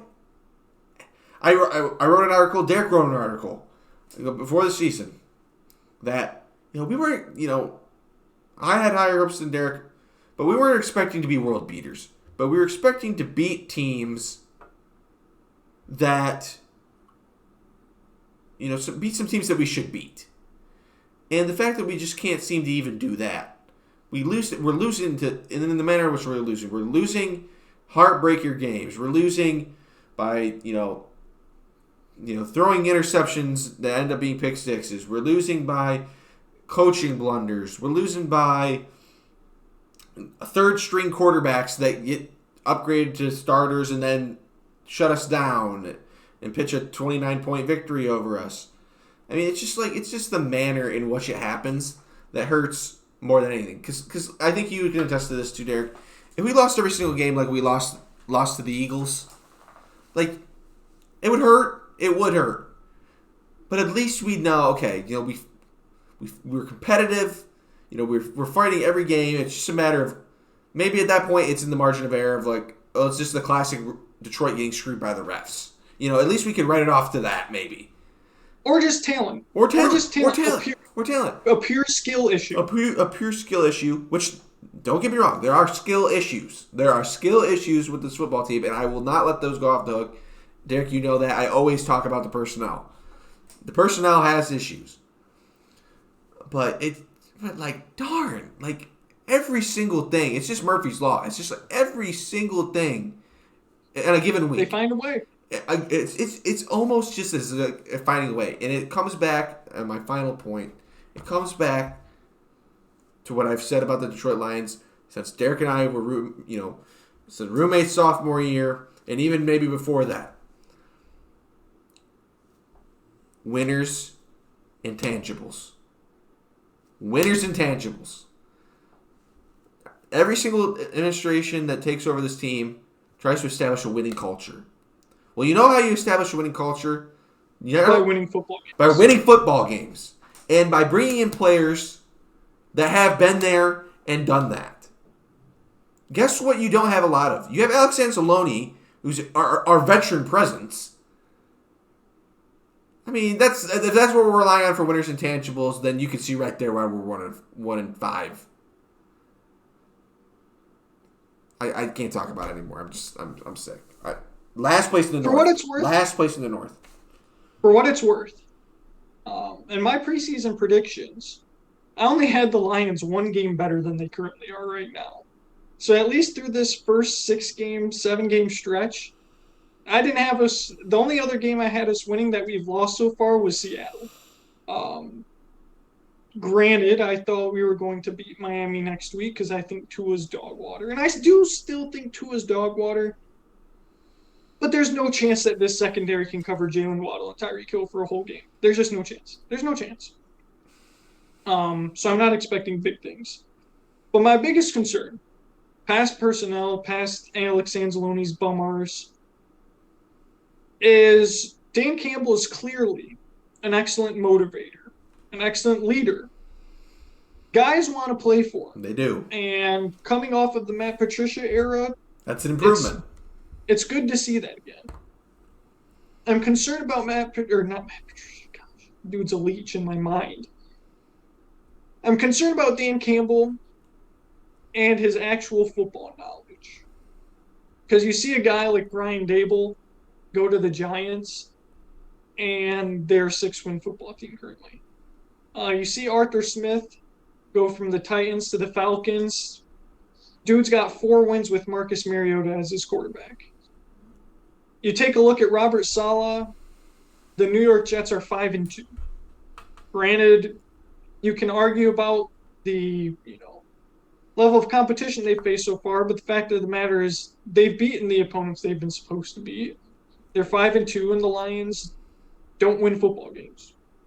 And we don't List beat goes people on and on. that we're supposed to beat. Yeah, list goes on and on. Of other coaches that have found success where Dan Campbell is not.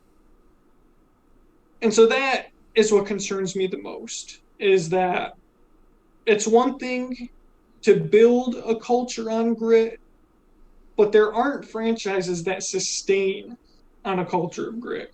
New England is not a culture of grit, they're a culture of winning. Pittsburgh is a culture of winning, not grit. San Francisco, a culture of winning. Baltimore, a culture of winning. The teams that are good, Kansas City, culture of winning. Their culture is not grit. So that's a great starting point. But at some point, you've got to win football games, and that has to become your culture. And like I mentioned in my article from a couple weeks ago, the late, great, legendary Bobby Bowden once said, lose big, lose small, win big. And unfortunately, the Lions keep flip-flopping between losing big and losing small. And it's just concerning. Dennis, you're free to give some thoughts on the Lions if you'd like, and then feel free to go on a little tangent about the Cincinnati Bengals. They might be back, is all I got to say. Yeah, and I'm definitely going to get into that, but I will say a few things on the Lions first. I watched the opening of this game last week with the Dallas Cowboys, and immediately saw life out of this defense for the first time all season, which I immediately was like, okay, maybe we have something here. And like Bobby was saying, you saw the talent in, at least at first, in the first quarter, I can say. It didn't really seem like Dallas was any more talented than the Detroit Lions. And you know who was more fired up? Of course, Grit didn't end up winning football games, but the Detroit Lions were way more fired up. I mean, I saw a sack on the opening drive. I mean, I don't have the statistics in front of me, but I was blown away by that Detroit could do that. Sack a quarterback. Aiden Hutchinson, 2 sacks. Obviously, I'm not the biggest Lions fan. I do support them. I do support my brothers on this podcast and their Lions fandom, and I feel for them because I've been there to some extent. It's going on a little too long now for me to really know the feeling of just how bad this is. But I've dealt with some very, very bad Cincinnati Bengals teams many years in a row, and it's painful. This team should not be 1-5, but they are. And the Dallas Cowboys defense is very good. And I don't want to sit and make excuses. Very good. This is the team that the Cincinnati Bengals lost to in week 2 of the season. And because the Dallas Cowboys defense is very, very good. The Detroit Lions roster still has a ton of problems. I think that, unfortunately, Derek hit the nail on the head with Tyreek and Jalen Waddle are just going to be running all over the place. Not to mention that Raheem Mostert's just good again. So I think that, the Miami Dolphins are going to more or less have their way. I think there's some games down this Lions schedule that they still can win. Apparently the Packers aren't that great. The Bears are definitely beatable. There's some games to win, but all in all, just a disappointment. And like Bobby said, just feels like sort of a wasted opportunity when one was, there at the beginning of the season for real. Like there's always the optimism, but this year it felt real. And it just doesn't seem like that's quite going to be the case. If you guys want to say anything else about the Lions, I'll go into the Bengals. Go ahead. Yeah, one last thing. Screw Tony Romo for sucking off Dak Prescott the entire game.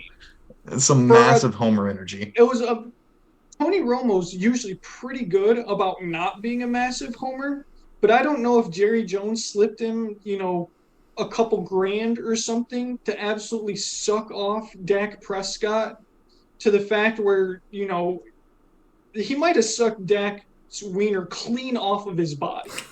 Um, Dude threw for like 200 yards, was relatively mediocre. And it's like a middle fourth quarter, Lions are down by like 6 points.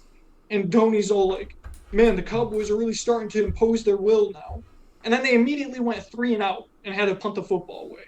And the Lions could have had a chance if Jared Goff didn't throw another interception at the 50-yard line. And so screw Tony Romo. I don't remember if I put it in this group chat, but at one point Jim Nantz was like, at some point the people listening are going to think we have an allegiance, and we don't. We just want to get the calls right. When Jim Nantz is having to say to Tony Romo, get your homerism in check, people are going to think we have a bias on this broadcast. No, Jim Nantz, there was no maybe. Tony Romo, it was a Cowboys suck fest. It was disgusting and it was annoying. I'm disappointed in Tony Romo. All he could talk about was the Cowboys all game, all game. It was horrible. So yeah, that's my last. Yeah, I also speaking of that, I want to know how much Jerry Jones or Tony Romo, even for that matter, slipped the refs, because I saw some freaking blatant body slams. Dude's getting body slammed. As much as I also love to blame the refs and how they screw us in Dallas, the refs don't cause Jamal Williams to fumble at the 1-yard line, and they don't cause Jared Goff to just be completely inept in the second half. Dude was inept. He threw the interception that wasn't an interception and never recovered. Never recovered. So, dude's a bum. Tony Romo's a bum. Lions are a bunch of bums. But shout out Jeff Okudah. I'll just say it right now. He's my winner of the week. He was phenomenal. So shout out Jeff Okudah. Glad to see he's finally starting to live up to maybe the unfair expectations that were laid on him as a third overall pick. But dude's been playing really, really well. So I'm happy to see that for him. Definitely love to see that, because it kind of was moving into bust territory there for a while, it felt like. So you love to see him playing well. The Cincinnati Bengals, back-to-back wins to go from what was a disappointing 2-3 start to now a 4-3 start. 2 weeks ago over the New Orleans Saints, 30-26, and then last week, pretty much a domination from the beginning of the Atlanta Falcons, 35-17 at home in Paycor Stadium. And that game started at 21-0, basically before you flipped on the TV. And there's a lot to be encouraged about. And everything that I'm going to say here comes with the massive caveat that moving forward, at least for the next 4 to 6 weeks, we're going to be without Jamar Chase. Massive caveat. Apparently a hip injury, a hip issue that he's getting checked out. It doesn't, the thing that scares me is, like, and I'll touch on this some more too, but the schedule the next 4 weeks is not that bad. We have a bye mixed in there. We play Carolina, we play the Browns, we play Pittsburgh. Like, these are games that we could win in all seriousness without Jamar Chase before the stretch run of Kansas City, Buffalo, Tampa Bay's in there. You can question their validity right now, but the thing that scares me is that it seems like he's going to somebody to get it checked out further. It doesn't seem like we really know what the issue is in its entirety. And I'm worried that there's going to be something that is keeping him out longer than this 4 to 6 week timeline, because I don't know where Scheffner got that. Like, I saw it in the tweet, but I have no idea where that's from. So, massive caveat: Jamar Chase not going to be playing for the next few weeks. Hopefully, it's just the next few weeks. But we'll see. We'll see how that goes and update on that. And he's been a big part of the last 2 weeks' success that we've had. Really, the thing I wanted to talk about was Zach Taylor has adapted, and defenses are going to adapt back to that. But this guy said early in the season, we're going to try to run the ball. We're going to try to establish the run so that we can open up the pass and force them to stack the box against us. And I was all for that. And I was preaching on this podcast about how that's what we need to do to get these deeper throws open. And then I came on this podcast and complained about how we continue to run the ball, but still won't throw it deep. And the last 2 weeks, but especially last week against Atlanta, They said, forget all that. We're just going to go spread. We're just going to line up in shotgun, put our best receivers against their secondary, and Joe Burrow and Jamar Chase and T. Higgins and Tyler Boyd are just going to beat you. And it worked. And it's very much hurt my Joe Mixon fantasy production, but I'm glad you're winning games, Dennis. Yeah, I mean, yeah, it's not great for Joe Mixon fans or fantasy owners. They literally just went back to what we did last year and said, we're better at this than you. And of course, defenses are fine. They're going to find a way to put a blanket on it. They're going to find a way to shut it down, and we're going to have to make adjustments again. And is Zach Taylor a good enough coach to do that, especially without Jamar Chase? I don't know. I have my questions. But you got to give the man props for making some adjustments, even against the ones that I was suggesting on this podcast, because I was still suggesting just keep running the dang ball. The main difference, though, was that they were the spread offense out of shotgun. They were still running the ball with RPOs. They just weren't using the under center play action stuff that they were trying to work. That didn't work. Everything was out of the shotgun. When they ran the ball, they had some success because it was out of shotgun, and the defense had to respect the fact that Joe Burrow might just throw it over the top and connect for a 60-yard touchdown because he's already done it early in the game. Another caveat was Atlanta, not the best of defenses. They also were without a couple of people on the defensive side. I can't remember their names off the top of my head, but they had a corner go out early. Doesn't help. Is this going to hold up against better defenses? Remains to be seen. But it was encouraging for me as a Bengals fan to see that. I brought some numbers just because I think it's important to back up some of the stuff I say. Last week, intended air yards per attempt. So how far down the field you're trying to throw the ball. It was 8.6 on average. Cincinnati Bengals. The first 6 weeks of the season, they averaged 6.6. So it's up from that. Can you guys tell me what these 3 games have in common? Last week against the Falcons, the Miami Dolphins, and the New York Jets. Less than 100 rush yards?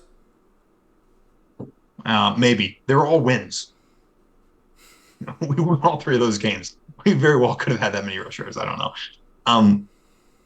No. Those are the 3 games that we've tried to throw, statistically, try to throw the ball down the field, on average, the longest. And it just It's is. not rocket science, Dennis. It's not. It's not rocket science, Derek. Exactly.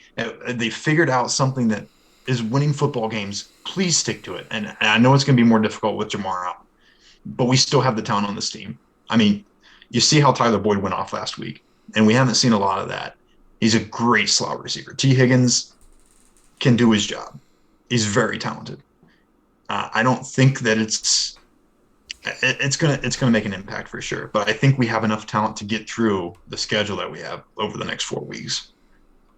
Maybe we lose a game that we would have won with Jamar, but I think that this team is still in position when it counts and when it matters at the end of the season. And I was super encouraged by what I saw. They finally had success moving the ball consistently, and the only reason that Atlanta put up 17 points was because of special teams play where we let the guy return it like 60 yards at the end of the first half, like to put Atlanta back into position to score more points. So I mean, it was really a domination for the first time this season.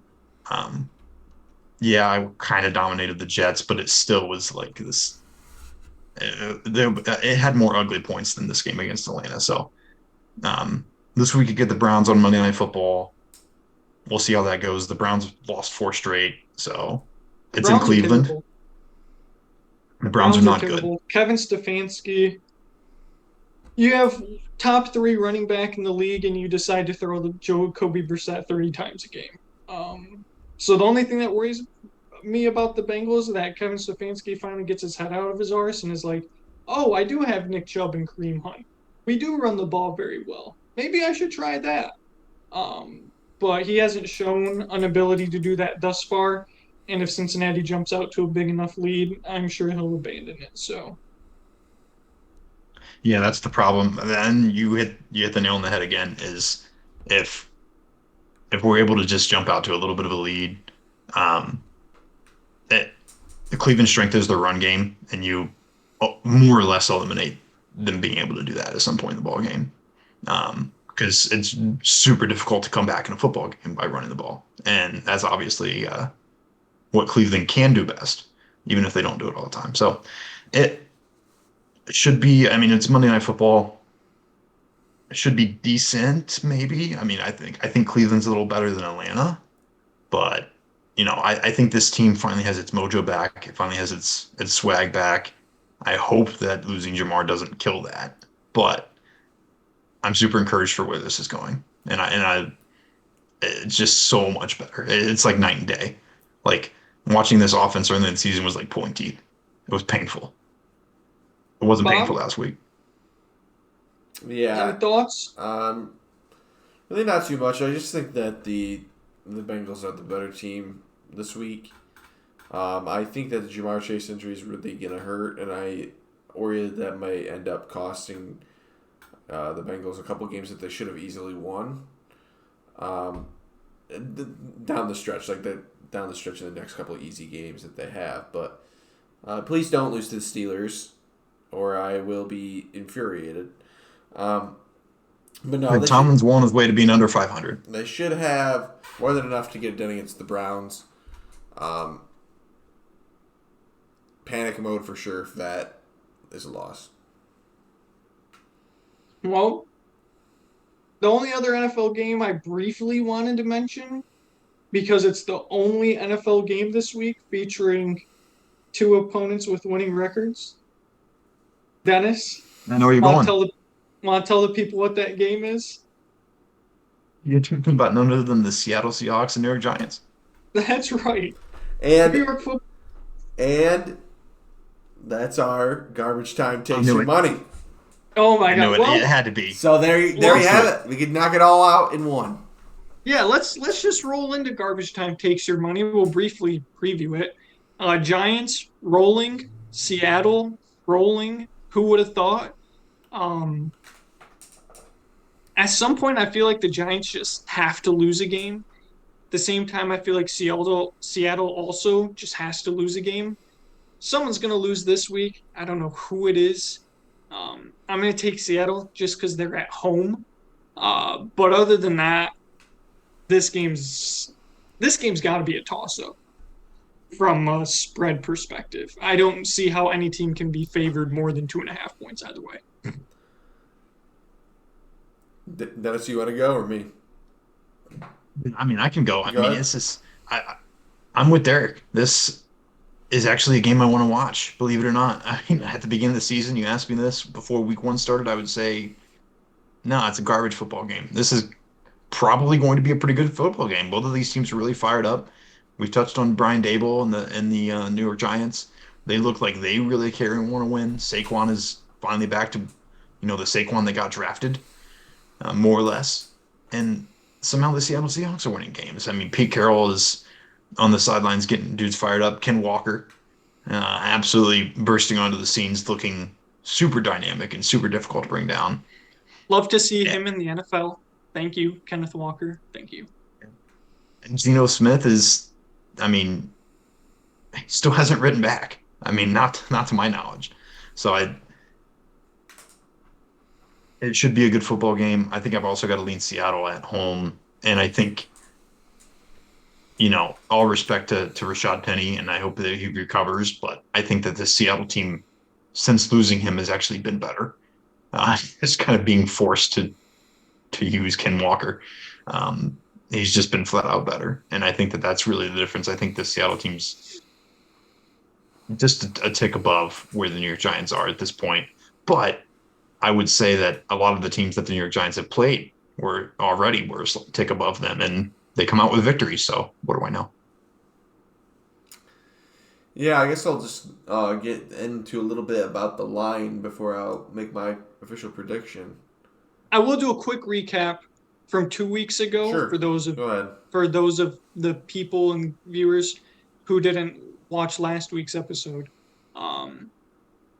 Saints Bengals from 2 weeks ago. I went 2 for 2, hitting the Bengals to cover 1.5 in the over. Dennis was 1 for 2, taking the Bengals to cover but the under. and Bob was also 1 for 2 taking the Saints and the over. Which So, looked good for a while. It looked real good for a while. Andy Dalton almost rose up. Go ahead, Bob. Okay. So this week, New York Giants at Seattle Seahawks. The line is -3 to Seattle. So it is toss-up city. Over under at 44.5 points. I will kick off the bidding here, I guess. I think that the New York Giants are going to win this football game. I am riding with the G-Men to cover the +3. I'll take the 3 points, thank you, but I think they're just going to win this game. Yeah, here's the thing. I understand the hesitation around the Giants, and I really do think they're not as good as their record says they are. But as another famous quote once said, "You are what your record says you are."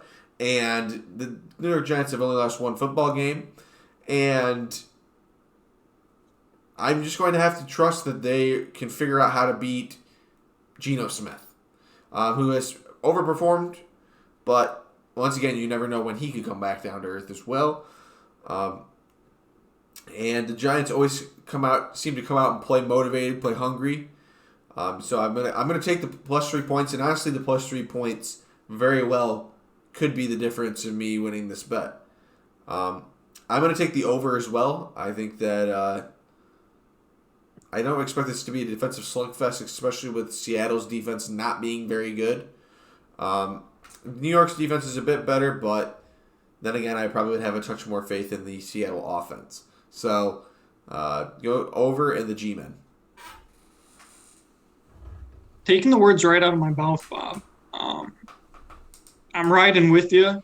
If it was the Seahawks 2.5, I would have taken the Seahawks, but I really don't think this is more than a 3-point game either way. I think if anything, probably get a push. I just don't see how the Seahawks. The Giants are too well coached for the Seahawks to win by more than 3 points, is what I'm thinking. I still think the Seahawks will win, whether it's by 1 point, 2 point, 3 point, I don't know. But something about this tells me that the Giants have just as good a chance to win, and especially to only lose by a field goal. And then, like you said, with the over-under, the Giants are pretty much a lock to give you 23 points, pretty much. And I think the Seahawks offense is good enough to get you 26. So that's where I'm thinking. Yeah, they're good enough to get you 24 even. Both offenses are good enough to get you 24. And Seattle's defense is definitely susceptible to giving up points and giving up points quick. So, yeah, I just think, I think the over is probably the strongest play. I'm actually surprised it's as low as 44.5.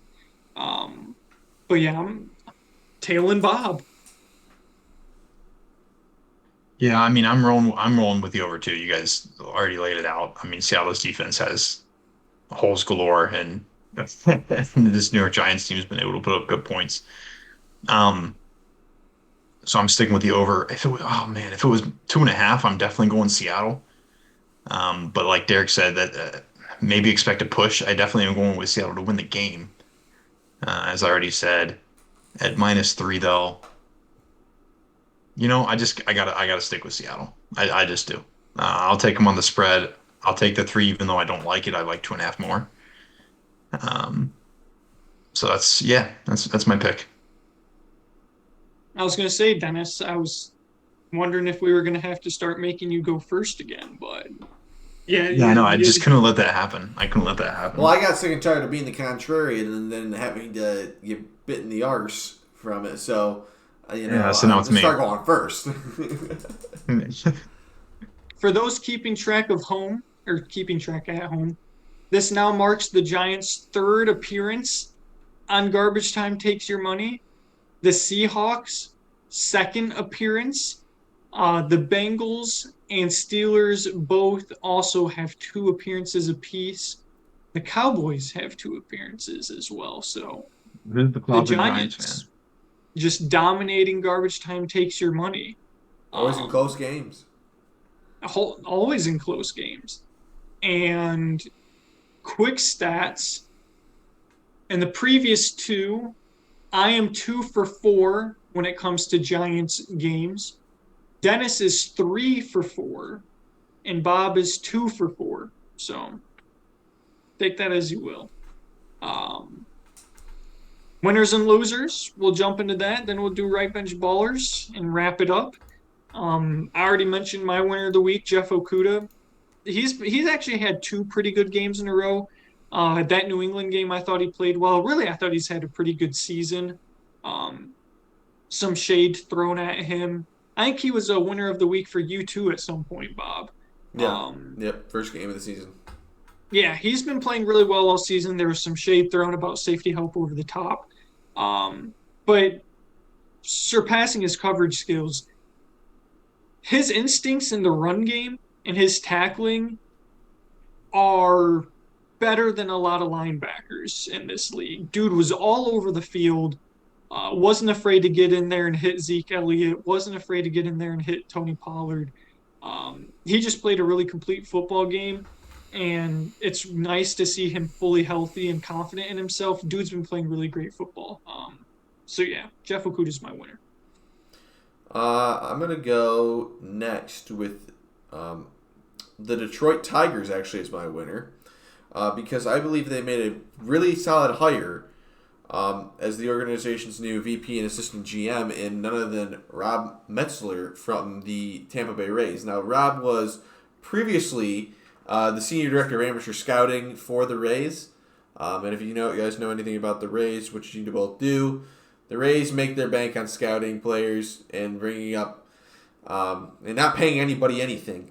So if we can, if Rob can bring that same mentality to the Tigers, that will be a score. And the fact that we were just able to land somebody like that from a larger organization that's had a lot of recent success and wanted to come work with us is another big thing. So nice job by the Tigers, and hopefully that is a sign of things to come. Rays scout pitching really, really well. Really well. Dennis. I'm not gonna lie. I thought when you first said the Detroit Tigers were winners, it was going to be because they were the only Detroit franchise not to lose this week. But easy there, Dennis. I'm assuming the Red Wings lost. I don't actually know that. They lost 5-1 today and 6-2 earlier this week, although they won over the weekend. So. Okay. All right. Well, fair enough. Screw you, Dennis. My winner this week, you guys know that I love the game of golf. It never stops. It's year round, world round, correct, worldwide. That is. It's Ricky Fowler. My winner this week is Ricky Fowler. He, over the last 3 weeks, he had a T6 at the Fortnite Championship and a T2 at the Zozo, and it darn near won the Zozo Championship. That was his first top 20 finish in 364 days. The man, Ricky Fowler, the Puma, he hadn't finished in the top 20 in a year. Orange Sunday, darn near finally won. Orange Sunday. That's right. Orange Sunday. I mean, just a fan favorite. You gotta love Ricky Fowler. I've always liked Ricky Fowler. Maybe he's back. I don't know. Question mark. Maybe he can just play in these winter tournaments. I mean, there's other good players in these tournaments. A lot of top players end up playing in these. Yeah. So he's my official winner this week. Another winner. We've touched on it a lot, but teams that were supposed to be bad in the NFL. The Commanders won, the Panthers won, Giants, Jets, Seahawks, Bears all won. That's unbelievable. Yeah. Everybody, they were all supposed to be bottom half teams. City of Philadelphia, winners. I also put the City of Philadelphia. Literally, that was my third one, the City of Philadelphia. Any other winners on your end, Bob? No, siree. Oregon. Oregon is a winner for blasting UCLA. Oh yeah, my favorite winners, the citizen sports fans of the United States of America. The Yankees lose. USC lost a while ago. Oregon beat an overrated UCLA team. Notre Dame lost to Stanford. That was a fun one. Um, America won. America won this past week. So thank you. America wins. Who loses? What do you got? My big there's plenty of them this week. Um, I alluded to. Did I allude to my loser of the week earlier in the show? Yes. What were we talking about? Because I've been flipping back and I said that the Lakers might have to resort to signing Eric Bledsoe because that's about right. That's about all they can do at this point. Thank you, Bobby. Yes, Eric Bledsoe arrested for domestic violence. For, was it slapping his girlfriend, his wife? Who'd he slap? I don't quite remember. Girlfriend. Allegedly slapping his girlfriend, arrested for domestic violence literally hours after signing for the Shanghai Sharks, perhaps a blessing in disguise. Because it's the classic joke, Bob, that you and me know.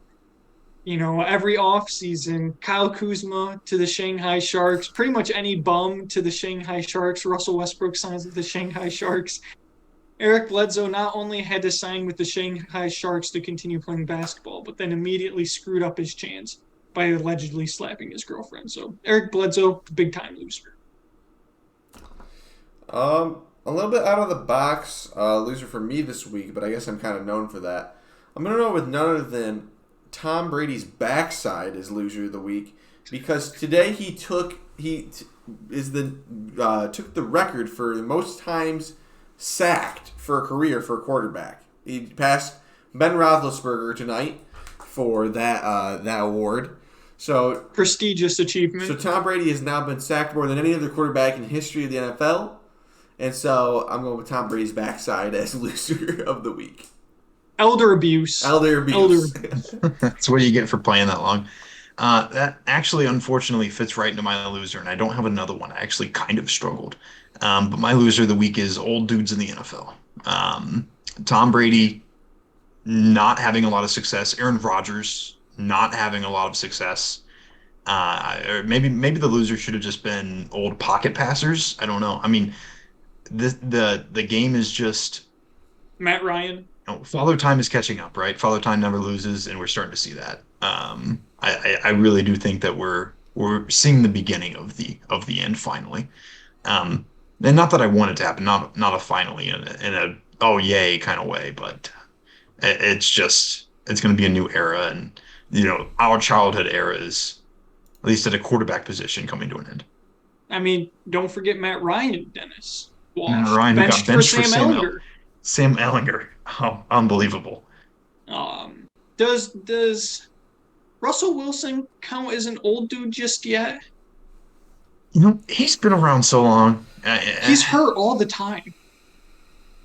I mean, here's the thing. Here's the key for old dude for me. Can you name the Seattle quarterback before Russell Wilson? Flynn was there briefly. Matt Hasselbeck? Oh no, I know who it is. Matt Hasselbeck. Matt Hasselbeck. Yeah. There had to be someone between Hasselbeck and Russell Wilson, I think.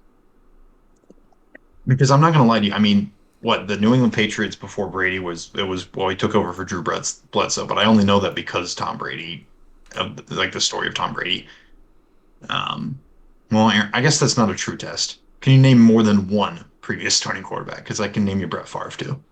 So, for Seattle, there's a gap year between Matt Hasselbeck's retirement and Russell Wilson. Tavares Jackson, Minnesota Vikings quarterback as well. Tavares Jackson.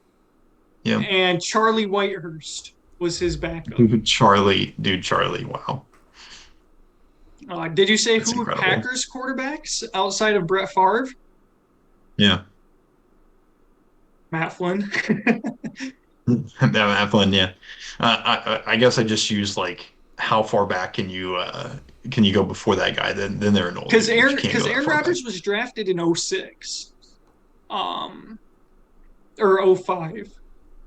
Well, how does Madden work? He was drafted in Madden 06. Aaron Rodgers was drafted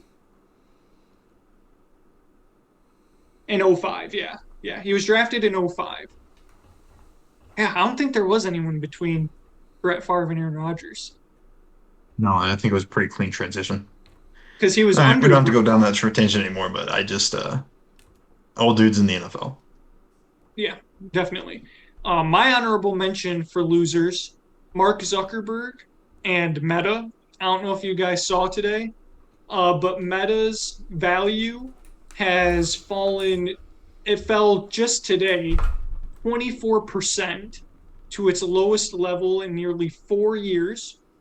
Over the past year, going back to September of 2021, its stock value is down $1 trillion. $1 trillion in a year is how much it has devalued. And Mark Zuckerberg himself lost $11 billion in net worth today. And has lost $100 billion in 13 months. So big time losers, Mark Zuckerberg and Meta, and then also Kanye. Disavow. Mm-hmm. Disavow anti-Semitism. But Kanye getting dropped from every label left and right. He went out on his own sword though.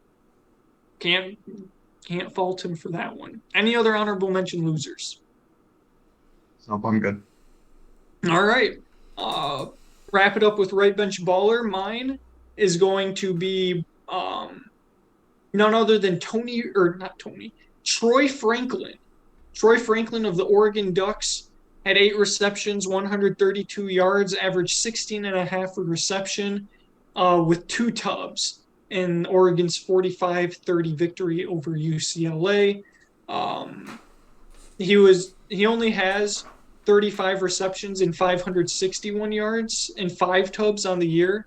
So pretty much, contributed a third of his total yearly performance in that one game. So stepping up when it mattered most, Troy Franklin, Oregon Ducks. I'm gonna kick it off next. Would have been, the last game if he didn't play in the Thursday night game. But other than Gus Edwards is gonna be my right bench baller. Guy in his debut for the Ravens had 2 tubs and 66 yards. So if you're a fantasy owner of his, you were really loving that. And then again today had another 11 carries for 65 yards for a good 6 yards a carry. Gotta love that, getting it done, especially when being called upon with the litany of injuries that the Ravens have had. So Gus Edwards, right bench baller for me. I'm going with a fill-in, maybe should be starter quarterback for the Washington Commanders, Taylor Heineke, who didn't necessarily have a stellar week statistically when I looked at it. 20 for 33, just over 200 yards passing. Did have a couple of touchdowns, but just the way that he led that game, he just looked better than Carson Wentz to me, which wasn't even a surprise. I kind of always thought that he was. And they beat the Green Bay Definitely. Packers. He got a dub. I mean, just watching that game at the end, I was thinking to myself, there's no way Taylor Heineke loses this game. And I think if I was saying that he had to be a right bench baller or a winner, I decided to go with right bench baller. So that's mine for this week. My only honorable mention here was Eno Benjamin. Yeah. He had a really good game in relief of James Conner a couple weeks ago. Correct. Yeah, so.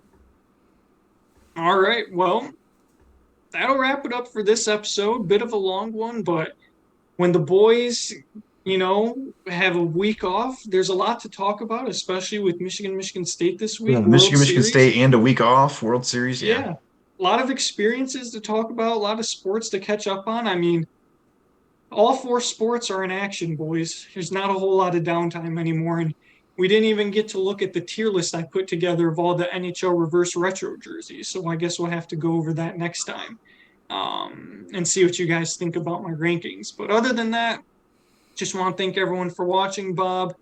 Plug the socials as always. You do a much better job than I do. At Garbage Time Takes on Instagram, at Garb Time Takes on Twitter, and feel free to find the link to our lovely website in the description of this video. Awesome. Well, everyone, thanks again so much for watching. We appreciate the support, the watch time, the views, the comments, the likes, the subscriptions. It's free to do, and it helps us, helps you keep on track of when we upload. So yeah, thanks again so much for watching. We appreciate the support and for listening to a bunch of dudes just talk sports.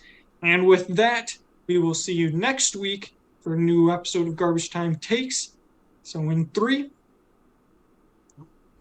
1, peace. Peace.